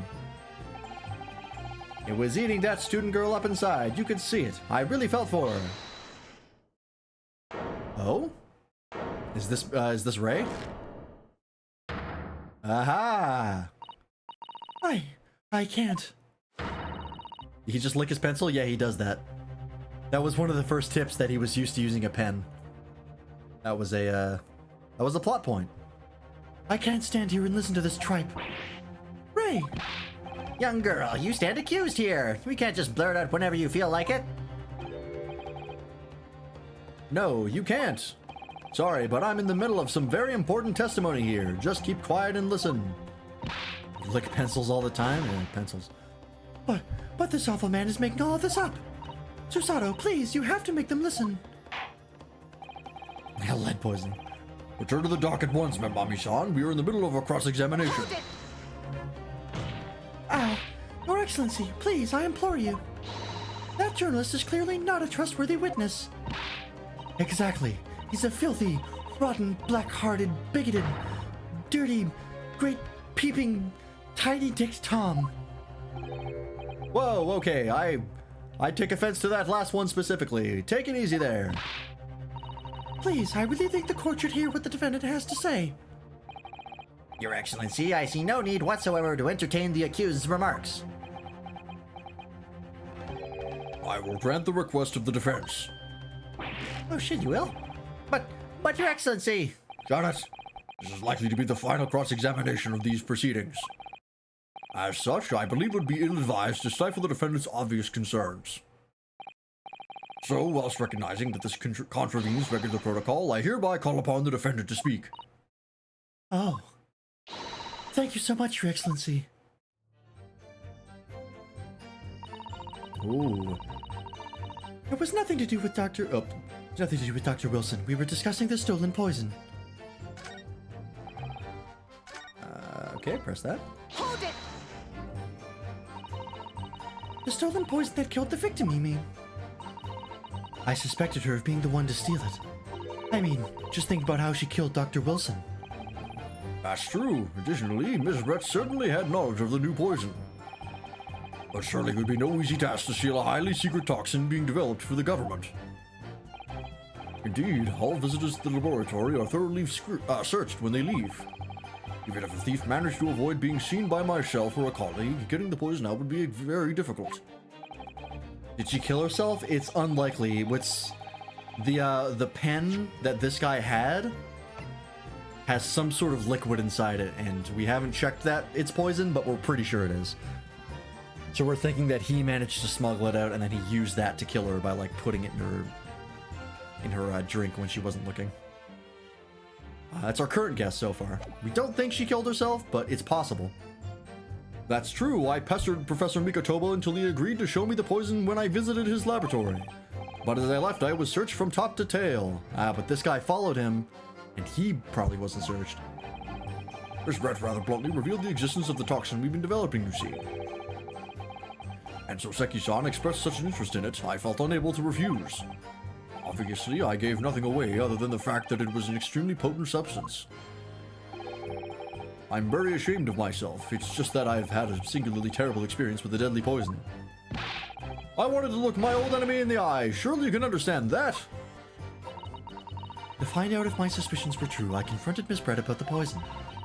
I told her that if there were to be an incident involving it somehow, it wouldn't just be the university. The military would be dragged into it. The whole government even. It would be a complete disaster.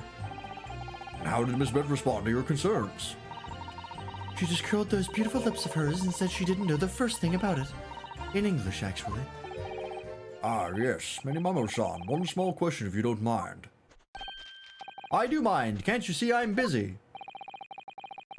Clearly you were outside the beach hut listening in whilst the defendant and Miss Brett were conversing.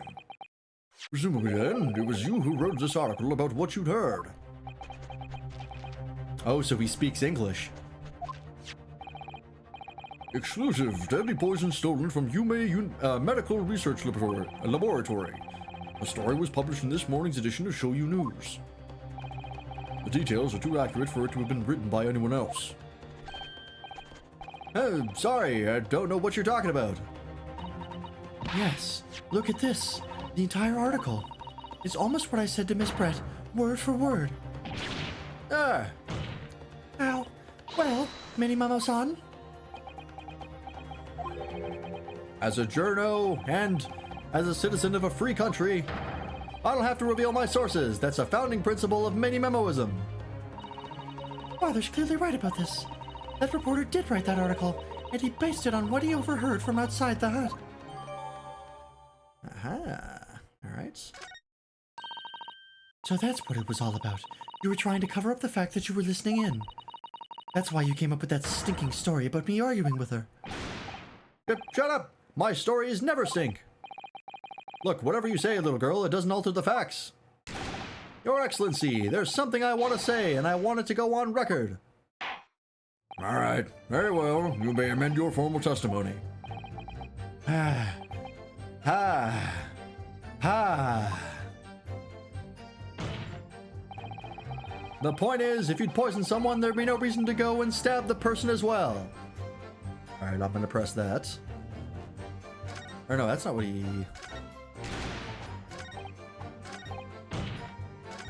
Oh no, that isn't. I think.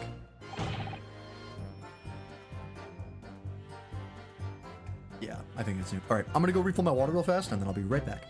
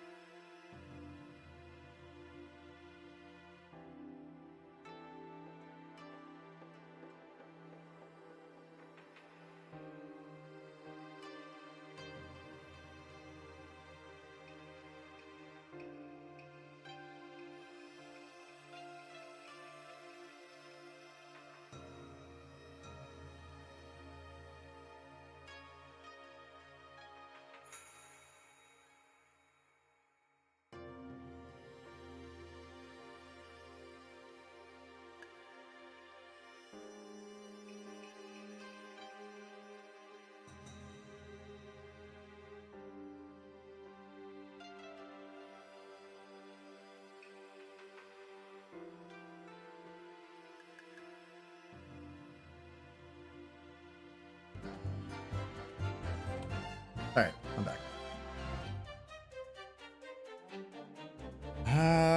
Okay. I made a new lighting profile for my keyboard recently. That's based on like the Divine Mirror from Okami, the Divine Reflector, and I really like it actually. The more I look at it, the more I like it.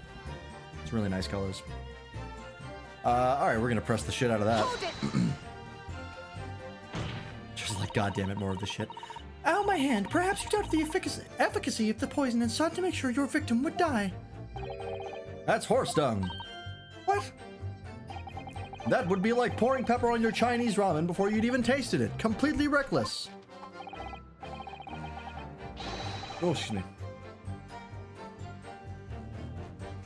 Oh. Although it might surprise you to learn that I'm a bit of an impetuous pepper pourer as it happens. What the fuck? Once the victim had taken the poison, she would have been only minutes away from death. And yet, this man then proceeded to stab her in the back as well. There has to have been a good reason for that. If it was the reporter who gave the poison to Miss Brett, then clearly, he must have done it prior to Ray entering the hut. Yes, that's undeniable. But between him leaving the hut and the victim being stabbed, there was one very crucial change in this situation. Sorry, what change? The reporter overheard the conversation between Ray and the Englishwoman. Narcissus is in love with his reflection. Okami like the Divine Reflector as a sub-weapon. Oh yeah, the Reflector as a sub-weapon was always really good. Just nice to have a defense weapon. I always liked the rosaries as a primary weapon. Yeah, and the suplex you could do was also great. Ah, yes, that's it. That's when Minimomo-san first found out about the exact nature of the poison he'd used. That could be the key here. If the victim had unwittingly taken the poison already, the reporter would have no reason to stab her. On the face of it, that logic sounds entirely reasonable. But there's no question that this man was responsible for Miss Brett's murder. If you could think of a plausible explanation as to why he might have stabbed her even after the poisoning, I feel sure that everything would drop into place. That's what we should be looking for.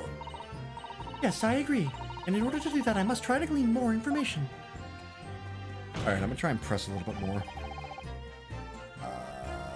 Did we press this? Hold it. I think we did, right? Yeah.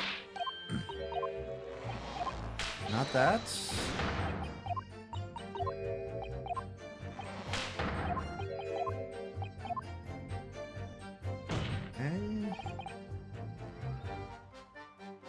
We pressed that as well. I think we pressed everything, actually. I thought the stab wound was the delivery of the poison. We tested the knife that she was stabbed with, and there was no trace of poison on it. We did it to try and cover up the fact that there was a poisoning in the first place to keep the government out of it.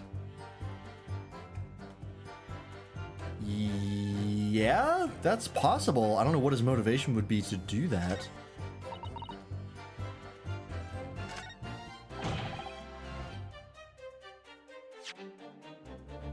Still can't test the pen? No, unfortunately. Hey, Rapid Mains, how's it going? Welcome in. /0. Because you changed your name. Pretty good. You'll love to hear it. Don't present yet.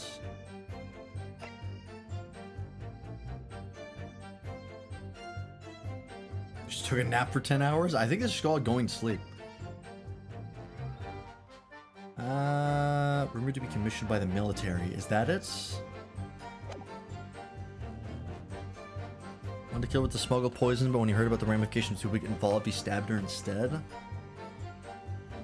Yeah, it's possible. Sometimes I hear the word pen and my brain still thinks about pen. I have a pen. I have an apple. I didn't sleep, so that nap was needed. Yeah, that'll help. I guess it's this.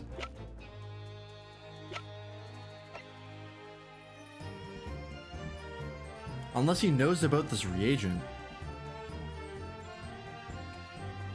He thought maybe he would get caught, so he stabbed her and tried to hide it.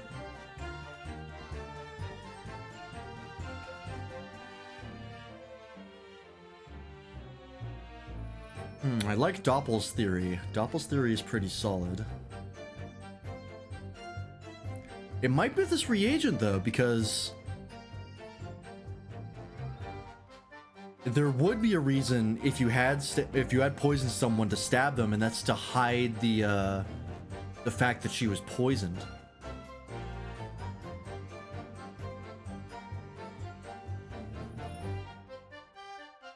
Because that would also draw attention away from the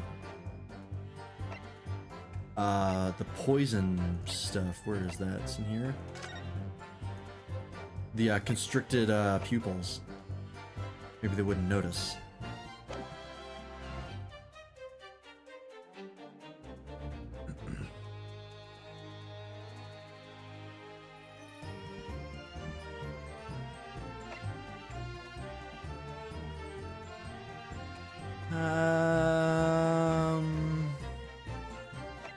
I think it's this poison article.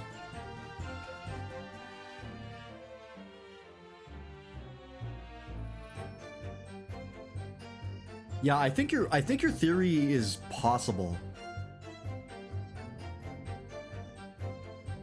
We just don't have any reason to believe that, or like we don't have any information between him and the government on why he would or would not want that to come to light.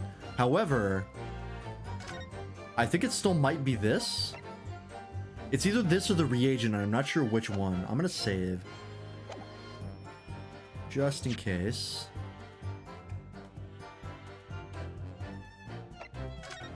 Calm down, Toaster.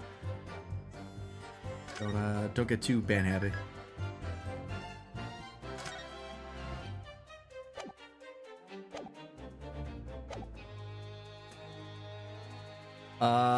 Let's try.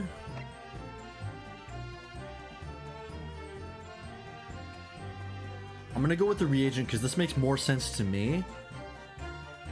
Well, no, you know what? I'm gonna go with the article. Because this is two possibilities. It's like people, like a lot more people getting involved because it's part of the military. And also the constricted pupils.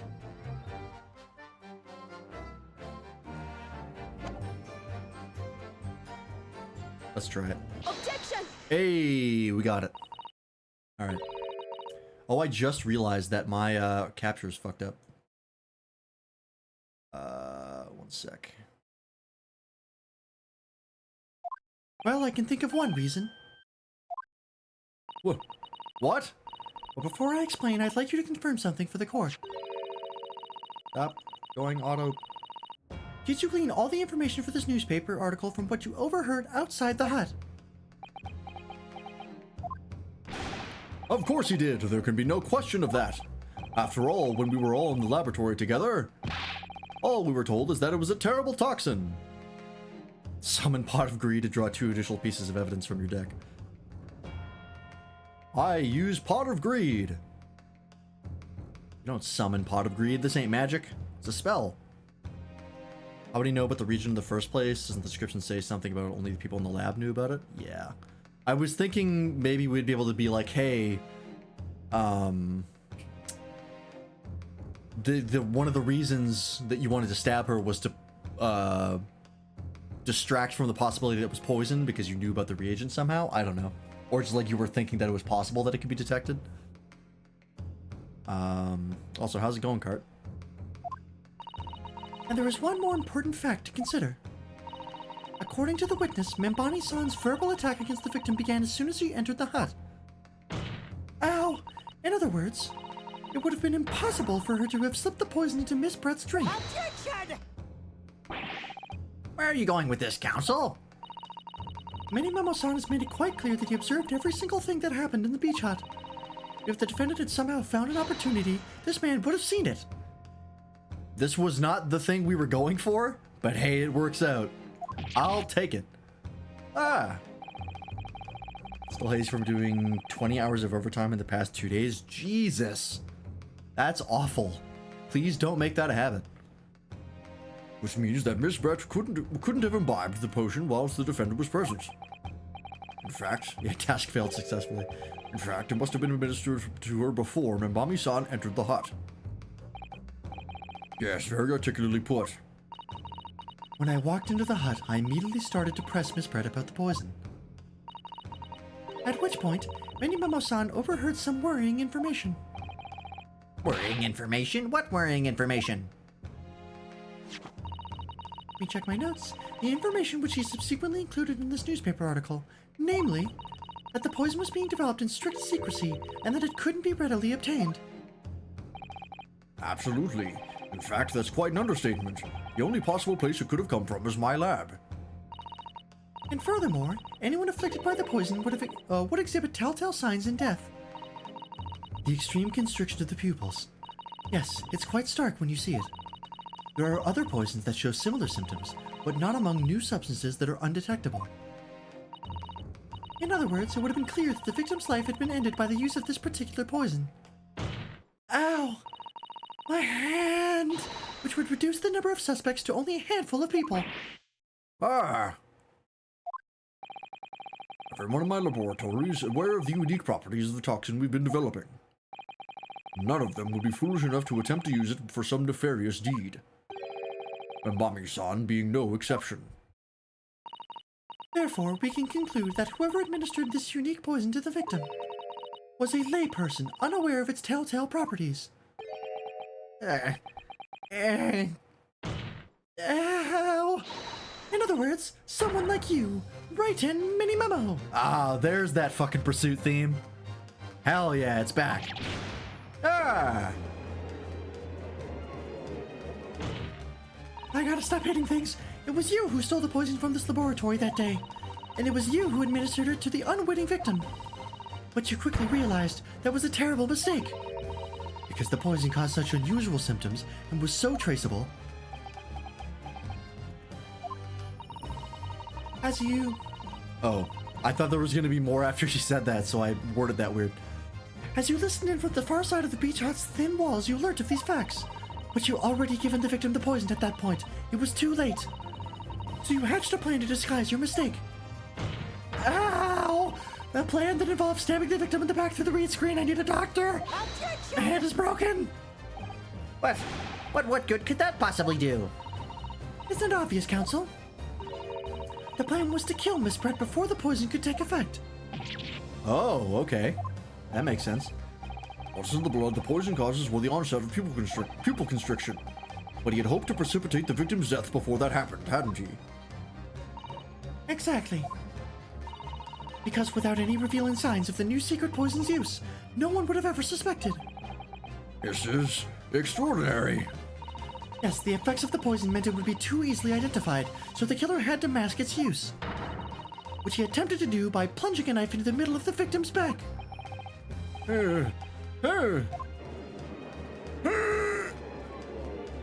I shit my pants. Order, order, order. The argument presented is sound. The court is satisfied that it warrants consideration. Does the prosecution have a counter-argument it wishes to put forward? Well, there are a number of... yes, I counter completely. Objection! Shut it! Ow! The prosecution's evasive response clearly shows that in much the same way as he nurtures the remnants of his top knot, he is clinging to lost hope. Last hope? All right, that's a personal attack. I gotta call you on that one. Don't do that. That's not nice. Oh, god damn it. You gotta be fucking kidding me. Oh shit. You pathetic, useless, fallen samurai.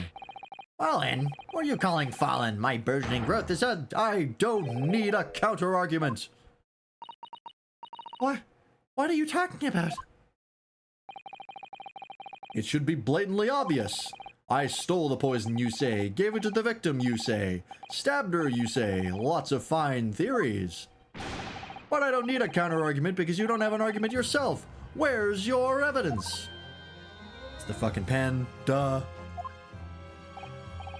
Yes, you make it all sound so plausible, don't you? But without evidence, it means nothing.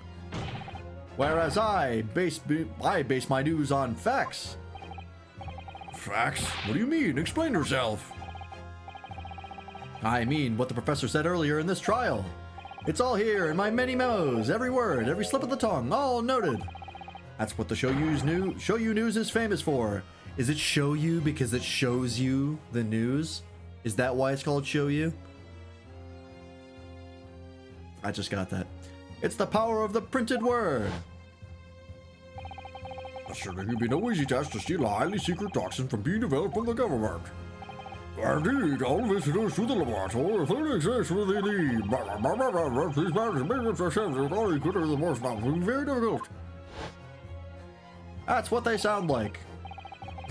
I can show you the world, shining, shimmering, splendid. How's that then? Blown the story wide open? See, I write in many memo, a mere reporter for from the Show You News.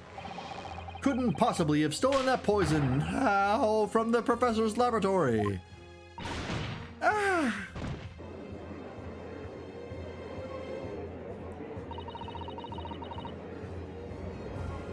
But there can't be any question of it.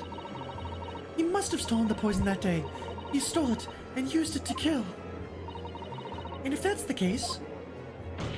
as you've identified, I'm gonna cry. The poison itself is the definitive evidence we need. Can we get this shit over with? Because whoever stole it from the laboratory that day is the true culprit here. What's your point, you annoyingly handsome country bumpkin? God, you're so fuckable. The point is, there is one way... What? That's... Can we say anything about that? That's... Alright. The point is that... My point is this. There is one way that you, Memoni Memo-san, could have stolen the poison that day. I've heard enough verbal conjecture now, thank you. What the court must be... Thank you for clipping that. What the court must be shown is evidence. What proof do you have that the witness stole the poison on the day in question? Take that! Here we go. The proof, Your Excellency, is this fountain pen. Yep. Fountain pen? How could that possibly be relevant? I mean, we knew the second the poison was introduced and there was a mysterious liquid inside the pen that it was the fucking poison.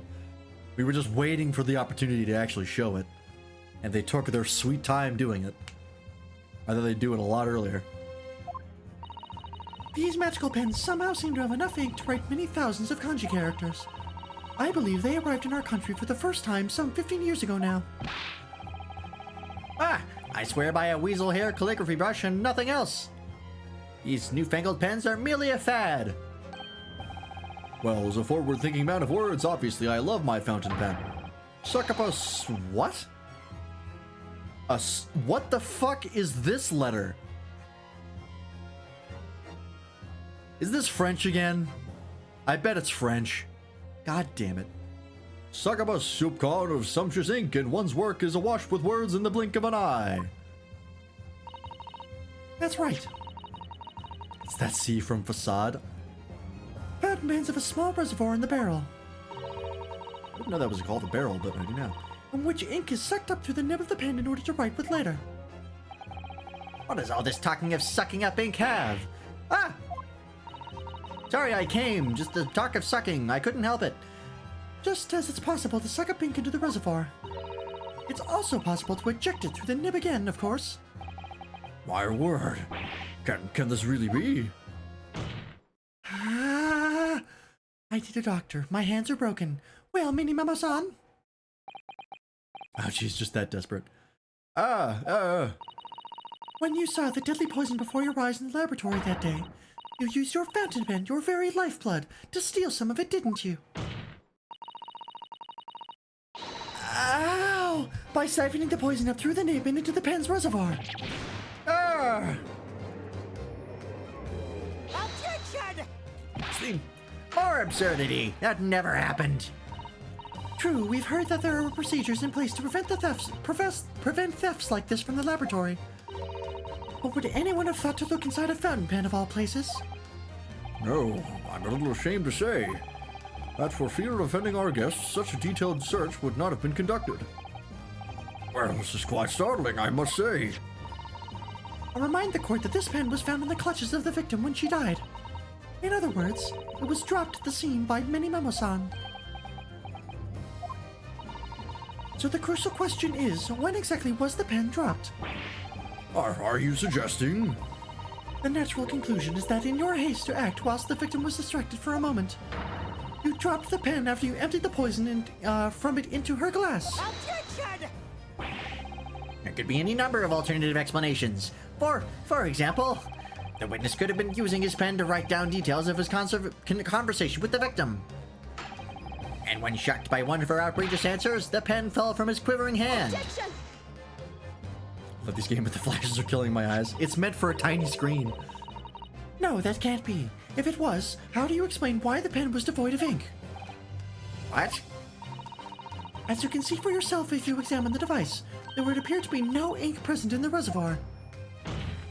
I have to stop doing this. What newspaper reporter goes to interview someone with nothing in his pen? No, the pen was dropped after the poison that filled the reservoir had been emptied into the victim's glass. Witness, what do you have to say in your defense? Oh, it's breakdown time. So this is how our modern justice society... I told you, it's Luke at me. This is how our modern justice system works, is it? So what if the ink in my pen runs dry? So what if my pencil snaps? Keep saying the pen is full of the poison, by the way. It's been empty the whole time. It says right here. There's a very small amount of liquid still inside the ink reservoir. We live in a society. Oh? I can always claw my way back into the game. I have plenty in reserve. Ah! Oh no, a pencil. You claim I sucked the poison up into my pen? That's wild speculation, nothing more. If you thought you could bring down a fine, upstanding citizen with a trick like that, think again. Anyone going to pick up those pencils, or are they just going to... Bailiff, you? No? Alright. Looks as though it's going to take one final decisive blow to finish this matter. As I see it, the situation is now very simple. It rests upon whether or not this witness did indeed steal the poison on the day in question. And therefore, it all depends on whether or not the defense can prove that he did with evidence. Ha! No such evidence could possibly exist. Wrong. We have the reagent. Owie!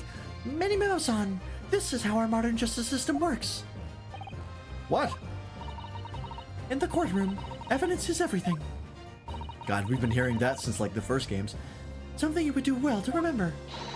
Because we are well past the point of speculation at this stage, I assure you. Very well then. I call upon the defense to present the aforementioned evidence. This is it then. This will be the final piece in the puzzle. The defense defense can prove by means of this item that it was the witness's pen that was used to steal the poison. Chemical reagent. Take that! Counsel, what is that bottle? Ah! This bottle contains the unique chemical reagent that can identify the poison in question. I need a doctor. Ah! Yes, that poison is an entirely new synthesis of alkaloids developed by my colleagues and I. I'm going to look at your hand for a second. Just hold it out. It would be impossible to detect traces of it by any other method. Or, from another perspective, simply with this chemical reagent, anybody at all could check for traces of the poison. A reagent? What? One drop of the contents of this bottle on the tip of your fountain pen, Mini Memo-san, is all it will take to solve this case beyond all reasonable doubt.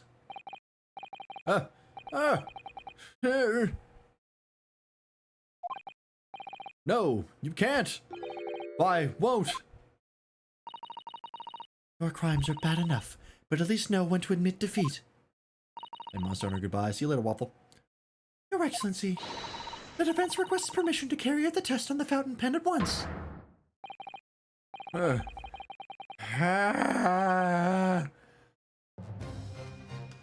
Oh, Jesus. This isn't my fault. The Empire drove me to this, trying to hold its head high as a civilized nation, but bowing its head to every foreign power's whim. I took up arms to the form of the mighty pen. I fought tirelessly on the name of justice and righteousness. Many memos, the pairing, many memo! Susato, with me! I'm there! Oh, God. Fuck. Hiya!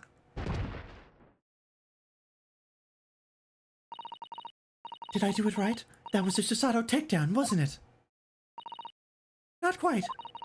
That was a Ryutaru takedown. Okay. So they physically assaulted a man in a courtroom and everyone's just like, it's fine. Was the bailiff in the bathroom? Yeah, fucking... They called her Susato, isn't that a problem? Hopefully no one noticed. The instant the first drop of the reagent touched the nib of the fountain pen, it was clear to everyone present.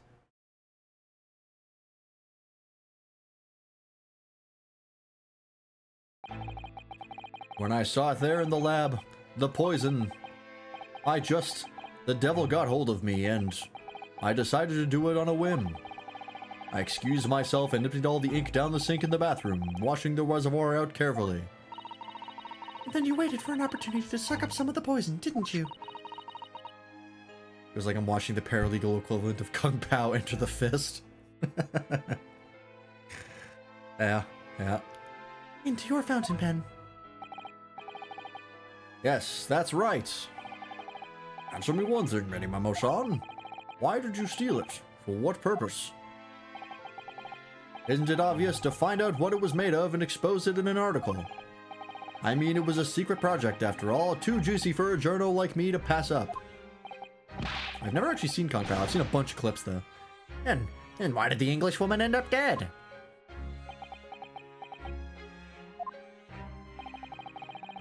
I went into that hut intending to quiz her on the situation, that's all, as a reporter.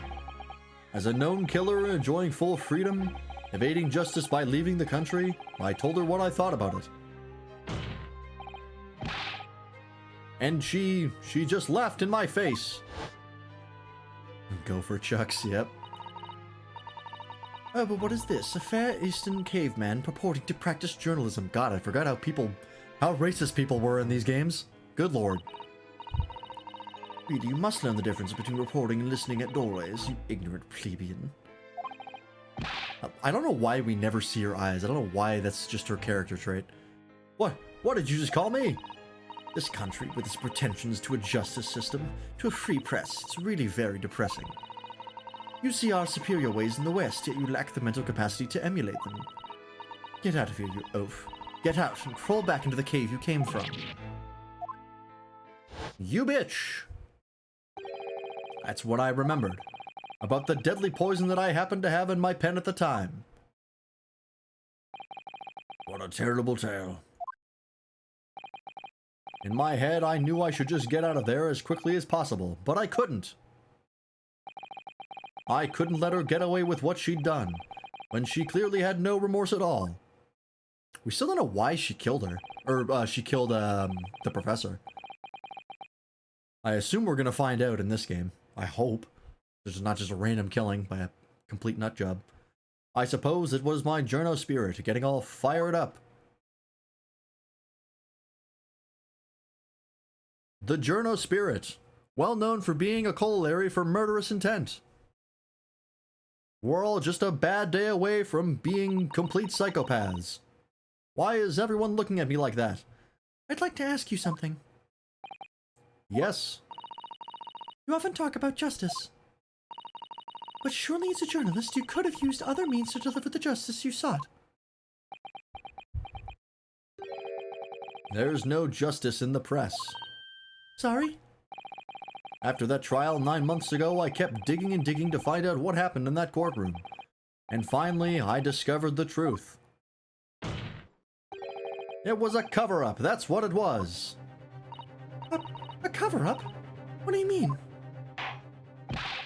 I remind you of your position, witness. Be careful of what you say.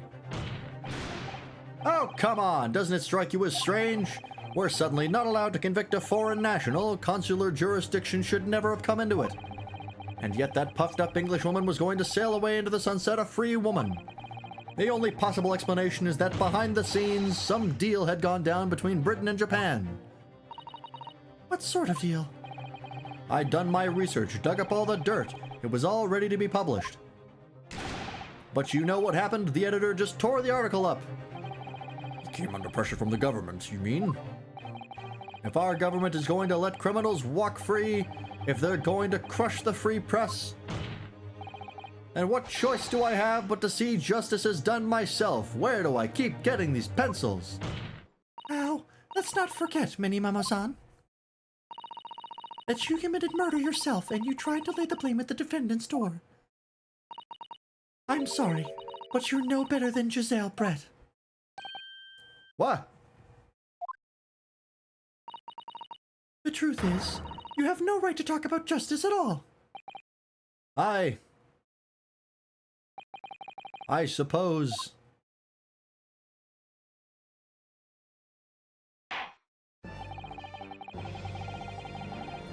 Alright, well that was wild. God, why does this keep happening? It would appear that we have reached a conclusion in this trial at last. Counsel for the defense, Yotaru Naruhodo. Oh, right, that's my name. Yes, I'm sorry, Your Excellency. Just musing in a manly way here. Superman! God, my dick is so big! It's almost unbelievable that this is your first experience of the Supreme Court. It was an excellent performance. In truth, it very much reminded me of your cousin's exploits. Oh, Naruhodo, Ryunosuke, you mean? The way he handled the trial 9 months ago, and the way you handled this one, it gives me hope that we are genuinely entering a new era of justice in this land. That's very flattering, Your Excellency. Hearing the defense you put forward today made me feel most keenly that the future of our justice system will be forged by you and your contemporaries. Thank you. So, Prosecutor Aoshi, do you have any final thoughts? Oh my god. Please tell me he commits seppuku. Please tell me he does that. Prosecutor Ouchie. I, Takatsuchi of the Ouchi clan, have been bested by a callow youth not once now, but twice. If there was any shred of my former self left, it is withered and died here today. Gosh, your journey to cultural enlightenment sure took a while, didn't it? Silence! Rather than living on in shame, I will end it all now with this blade. For that is the true path to Ouchiism. Ouchieism? He chops off his hair. It's probably what he's gonna do, but I hope he kills himself. One hopes that's the only way in which he'll be modeling himself after the witness.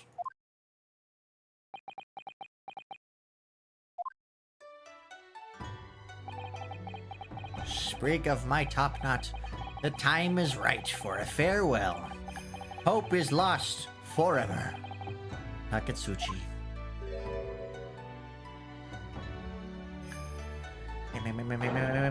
Ah!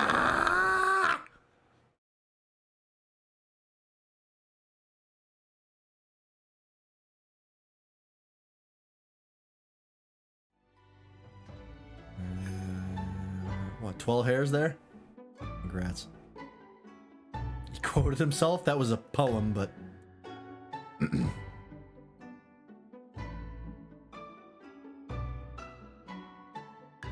Oh, you're back. Still don't know why you have a turtle on your head.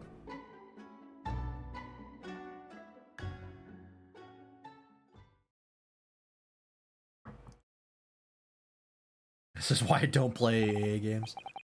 Now, in regard to the defendant, Raymond Bami-san, Yes, Your Excellency. I have reached my final verdict.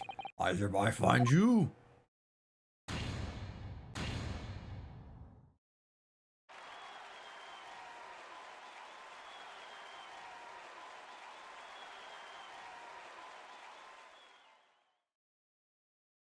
If the characters aren't chewing the scenery, then what's even the fucking point? Order's adjourned. Did I just dab on Ray? Yeah, maybe. It was a victory dab. 13th of August, 2:38 p.m. Supreme Court of Judicature, Defendants Antechamber 3. This house is a fucking nightmare! Yeah. It's over. Oh, God. My heart is still pounding in my chest, though. It's all I can do to just stay standing. How the fuck did he do it? Lawyers are such great responsibility, such a great burden to bear. Don't they, Naruhodo-san?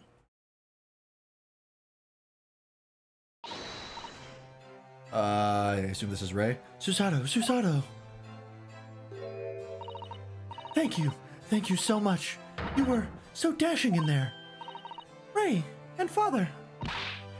Honestly, I'm so touched by everything you've... Oh, no, I think I'm going to cry. It wasn't easy, but together we made it. I was on the verge of tears at the end, too. The only reason I'm still here is because of you. Oh, no, I can't take all the credit. It took courage to tell the truth in there. You did wonderfully, Ray. So I would have to say that the congratulations belongs to you. Yeah, if she hadn't said anything, we would have been fucked. Susato, don't be so standoffish. Sorry. We're friends, equals, and the trial's over, so no more of this formal super humility nonsense. It's time to celebrate with swagger, to throw caution to the wind. Take your clothes off, you sexy man. Woman, whatever. Caution to the... what? I'm the great defense lawyer, Ryotaro Naruhodo, and I'm taking you to a milk bar tomorrow. The fuck is a milk bar? Or something. Right, I see. I'll, think about it, Ray. At any rate, we really knocked the wind out of that horrid man, and it felt so good. Yes, it was satisfying. A bar for milk? I mean, fuck, you're right. I don't know what I expected. It really was. Isn't there anybody else we could throw together? Is she lesbian? Pogger? Hey, happy pride. There are people like me who can't drink. You can still go to a bar and just not order alcohol. They have water and soda. Are you not looking at me, Ray? Oh my goodness, no, of course not, of course not. Why would I do that? I mean, assumingly you would be socializing with the other people at the bar, but I wouldn't fucking do that, because that's awful. Yeah, so being sober in a bar full of drunk people. No thank you. That shit is awful. I've done it. I'm 100% with you. Ah, there it is at last, Ray's lovely smile. You fought for your friend to the very last. As your father, I'm extremely proud of you, defense attorney Ryotaro Naruhodo. At least the milk bar is an even playing field, that's true. Hi, I'm drunk, people. Thank you, but I couldn't have done it without your help. Anyway, it's time to bid farewell to Ryotaro, I think. I shall miss him in a way, but it's back to Susato Mikotoba for now. So I never see him again, then.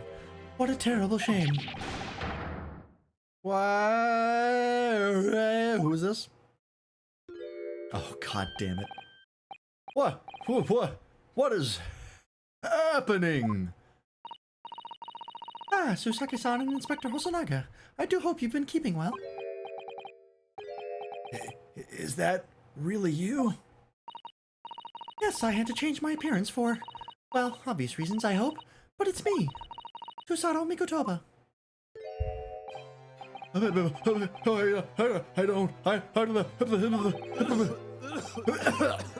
So dashing, so divine. No!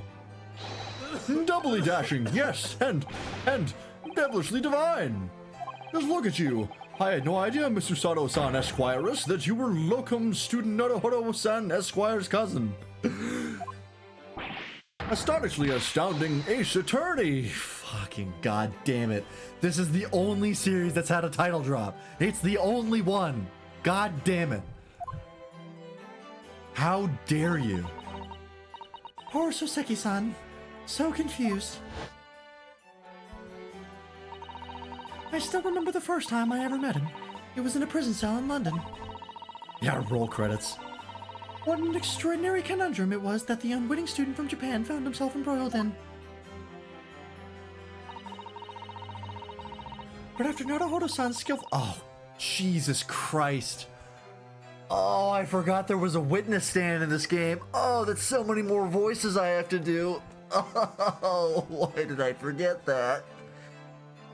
Alright. But after Naruhodo-san's skillful defense at the Old Bailey, Soseki-san was free to return to Japan. And now he seems to have earned himself great fame as an author. Hello, Karumi. What the actual fuck did I come into? It's an Ace Attorney game. It's always insane. I'm stunned. That's truly an impressive disguise. And I had no idea, and I'm a chief inspector at the police bureau. Come up with that, Mr. Turtle, no less.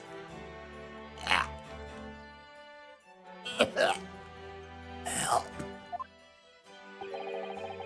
I came into freelance talking like a little girl. So normally, the main character is Ryunosuke Naruhodo-san, who was a dude, and I just used my regular voice. And inexplicably, in the first case of this game, it's the girl from the last time, Susato. I was like, oh, well, now I have to use her voice.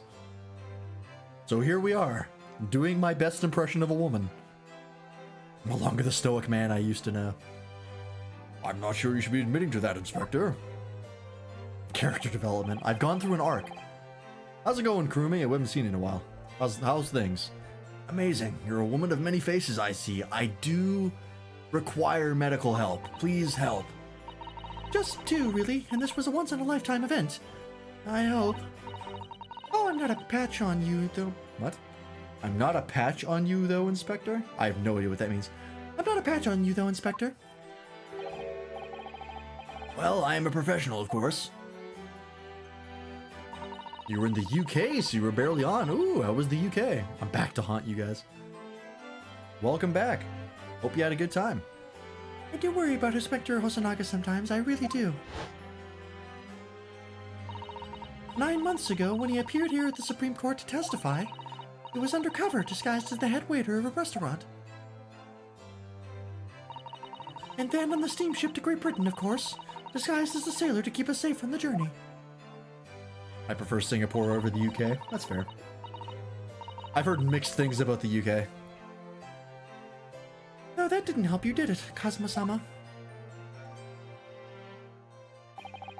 From my perspective, I have to admit that I have mixed feelings about all this. I mean, now the truth has been lost forever. What do you mean? Halal food in the UK is expensive as fuck. Oh, really? I didn't know that. That makes sense, though. I mean, everything is getting more expensive, so... I'm talking about the murder that the English woman committed at the end of last year. Ah, yes, it was an English doctor she killed, as I understand it. Dr. John H. Wilson, yes, the man I invited to Japan personally. The mystery is, why did she kill him? And now that the culprit itself is dead, we'll probably never know the answer. On the voyage to Great Britain, we had a most unexpected encounter. With Mr. Herlock Sholmes, the great detective, I mean. Yes, I remember Mr. Sholmes well, of course. Ah, my arch nemesis. How likely you utter his name. You graduated? Kurumi, congratulations! What did you graduate from? What were you studying? Happy graduation. Can we get some applause for Kurumi? Fuck it, I can do it. I just have to find it. And I have a Steam Deck, so I just have to do this. Claps in chat for Kurumi. Early childhood education. Ooh. Very nice. Well, I hope you enjoy your career in early childhood education. I know that's a pretty burgeoning field, I'm pretty sure. There's a lot going on in it. I'm capable enough to take care of your kids. I'm never having children, but thanks for the offer. Well done. Congratulations. Again. Well, according to the stories published about him in the Adventures of Herlock Sholmes, the detective once had a partner who helped him solve crimes, a best friend.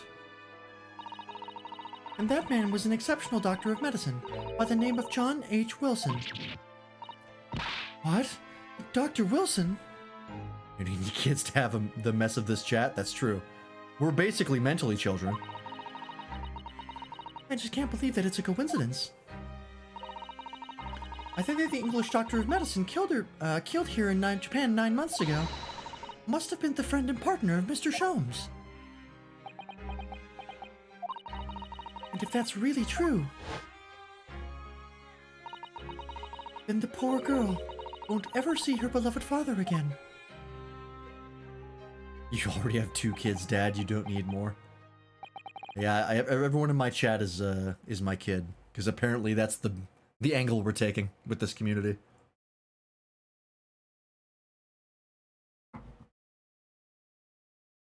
I'll take it. As you know, I traveled to Great Britain once myself to study. It was around the time you were born. Yes, grandmother told me all about it. Not everyone, just the least hinged ones? Okay, that's fair. On returning to Japan, I took up my professorship at the Imperial Yume University. Start every stream by saying I'm back with the milk. I'd love to be a kid again. God, wouldn't we all? Wouldn't we all? Well, I had a not great childhood, actually. I would like to go back with what I know now. That'd be great. Going through that again, dicey. I'm actually a kid myself. Yeah, I'm actually only 17. I just look older. It's the beard. Throws everybody off. But I also serve another role as an advisor to the government on diplomatic affairs. Oh, that was Mikotoba. Whoops. Sorry, I don't know why it sounded like that. Yes, I was aware of that as well. In that case, I'm sure you understand that there are some confidential matters I cannot divulge to you. You're 12. Like to go back and get a part-time job and invest everything in Bitcoin? Yeah, that'd be smart. Or like in Apple. Or like, I don't even know if that would be a good choice at the time I was born. I'd invest in like wind farms. That'd be pretty lucrative, I think. Wind farm companies.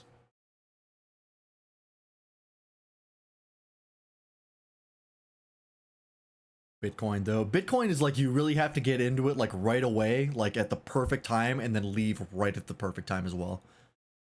I feel like Bitcoin is like a little too dicey. I wouldn't know when it was like good to sell before it crashed.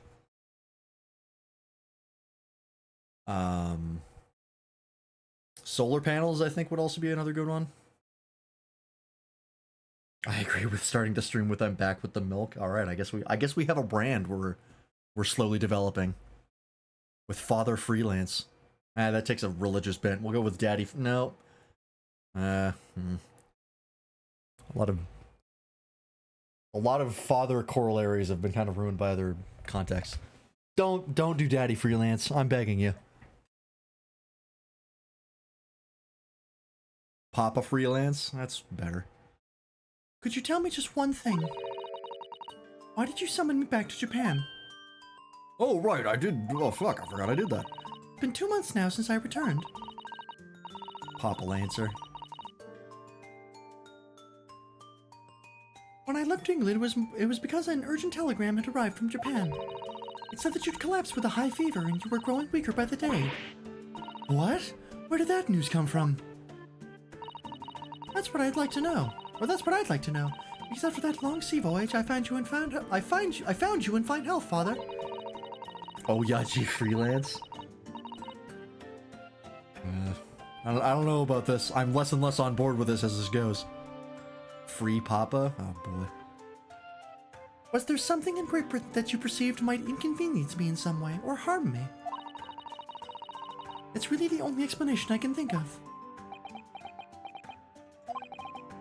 Dear me, do you reserve your most cutting glares for your father, Susato? I'm sorry, my dear, I simply can't. Ah, let me go! Oh, it's this guy. Ha. Ha. Ha. Free Papa Lance is naturally the OnlyFans. God damn it. I'm just gonna let the chat go for a little bit, alright? Minimemo-san! So, one throw wasn't enough for you. I'll break your fucking spine! I've got one last thing to say before they take me away. Professor! Me? I know the truth. I know you had a hand in what went on. And that visiting student's fate. Visiting student? Giselle Brett, you mean? No, not her. The student of law who left for Great Britain 8 months ago. What? Student of law? He must mean... Kazuma-sama. Father Freelance rolls out the tongue better. It does, but it makes me sound like I'm a Catholic. What are you talking about? What does any of this have to do with Kazuma-sama? Nobody here in Japan knows anything about it. They don't know that the guy never made it to England, that he died on that steamship, and that he'll never... Ah! Oh fuck, the judge? Well, I didn't expect to find him in here. What were you officers playing at? Terribly sorry, Your Excellency.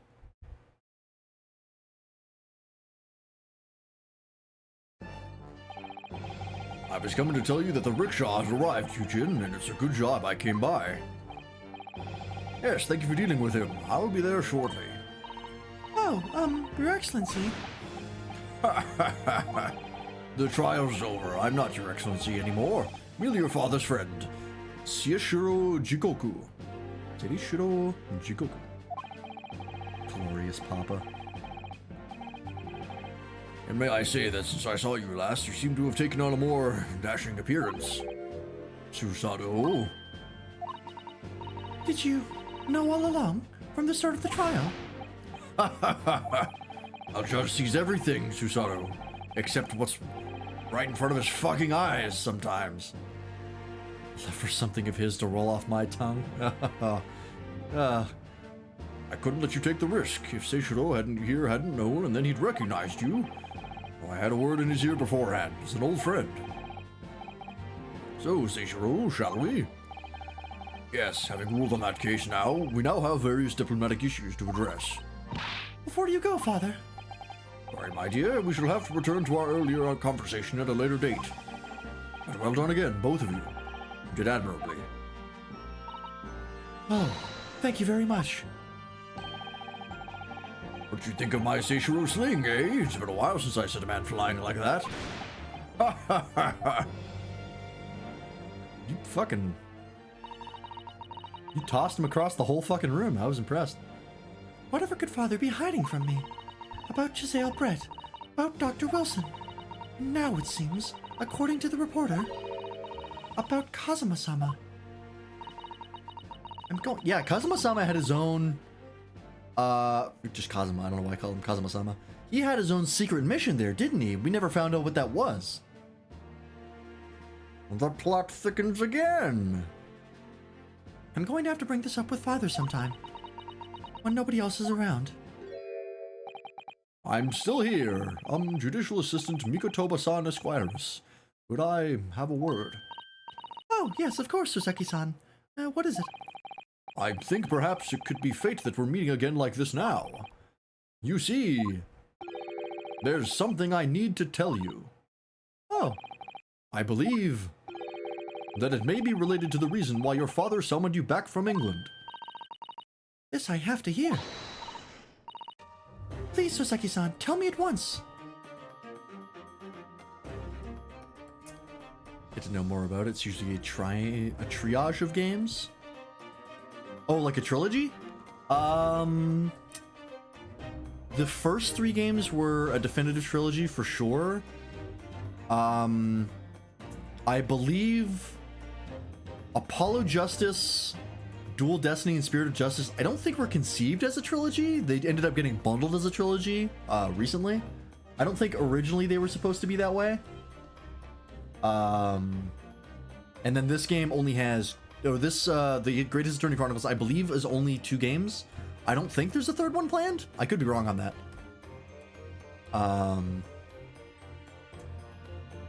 Freelance is no longer a stoic man. He's now a loving father. Sure. I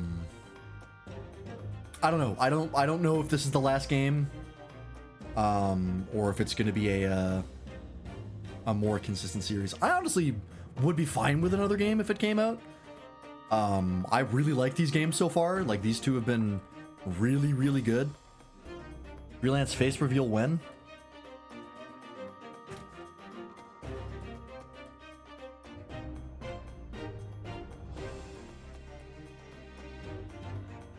There you go.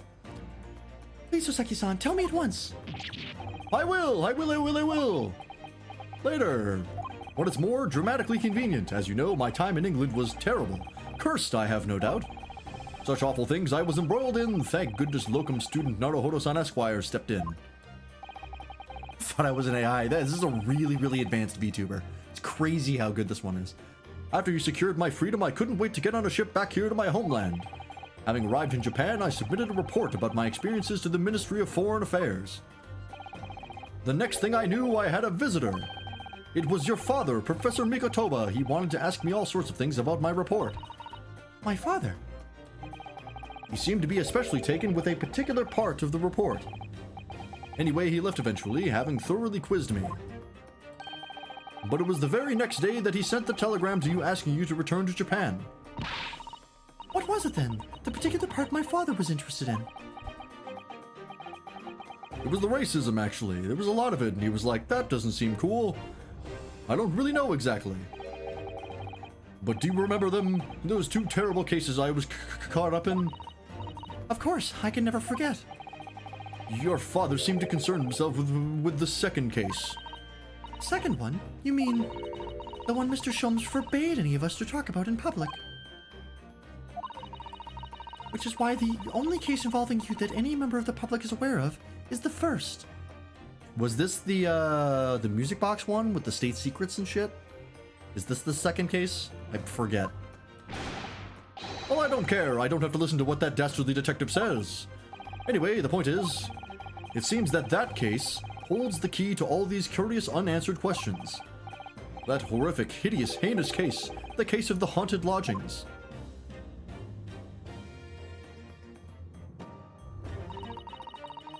That case somehow caused my father to summon me urgently back to Japan. Case of the haunted lodgings.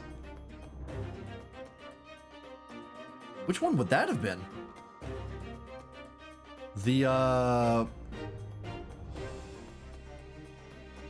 That was the one where he was accused, right?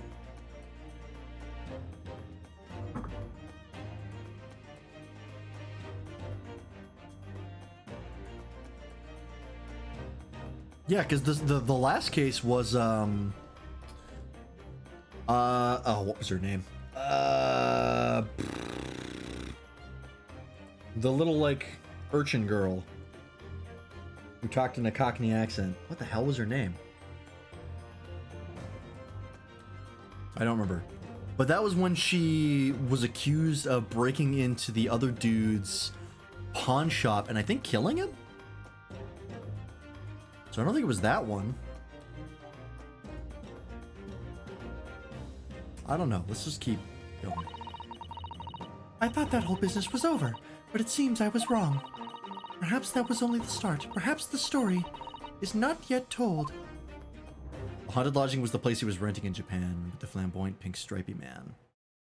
Oh, yeah. God, I don't remember that case very well at all. So, the mystery of that English woman's death is solved, thank goodness. And having stood in the William Supreme Shakespeare. Court now, I I think don't can remember comprehend a the little villain in better that case. how you must be feeling as you fight for people's freedom in a foreign land, Naruhodo-san.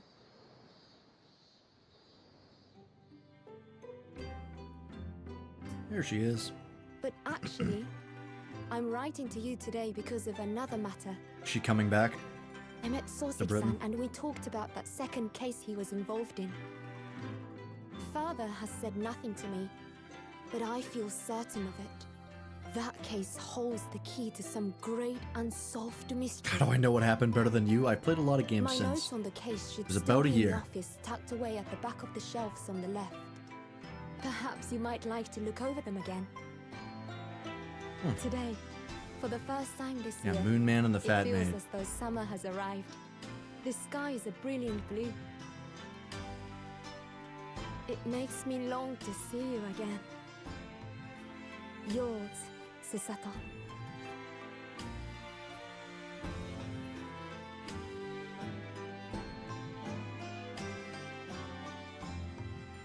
I'm just trying to remember that case as well as I can, and I don't remember it nearly well enough. But hey, that's the end of the first case. Hell yeah. That was a fun one. I like that one. That was a solid first case.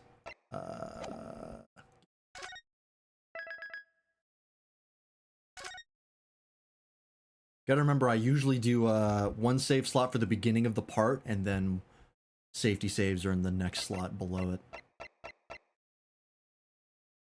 Just in case I don't, just so I have like a way to get back all the way. Not that I really need it. The Memoirs of the Clouded Kokoro. Okay. That is the next one. Return of the Great Departed Soul, Twisted Karma, and His Last Bow. Karma? Manfred von Karma?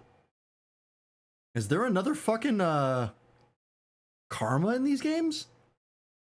That would be great if we met Karma's fucking ancestor. That'd be awesome. Karma's a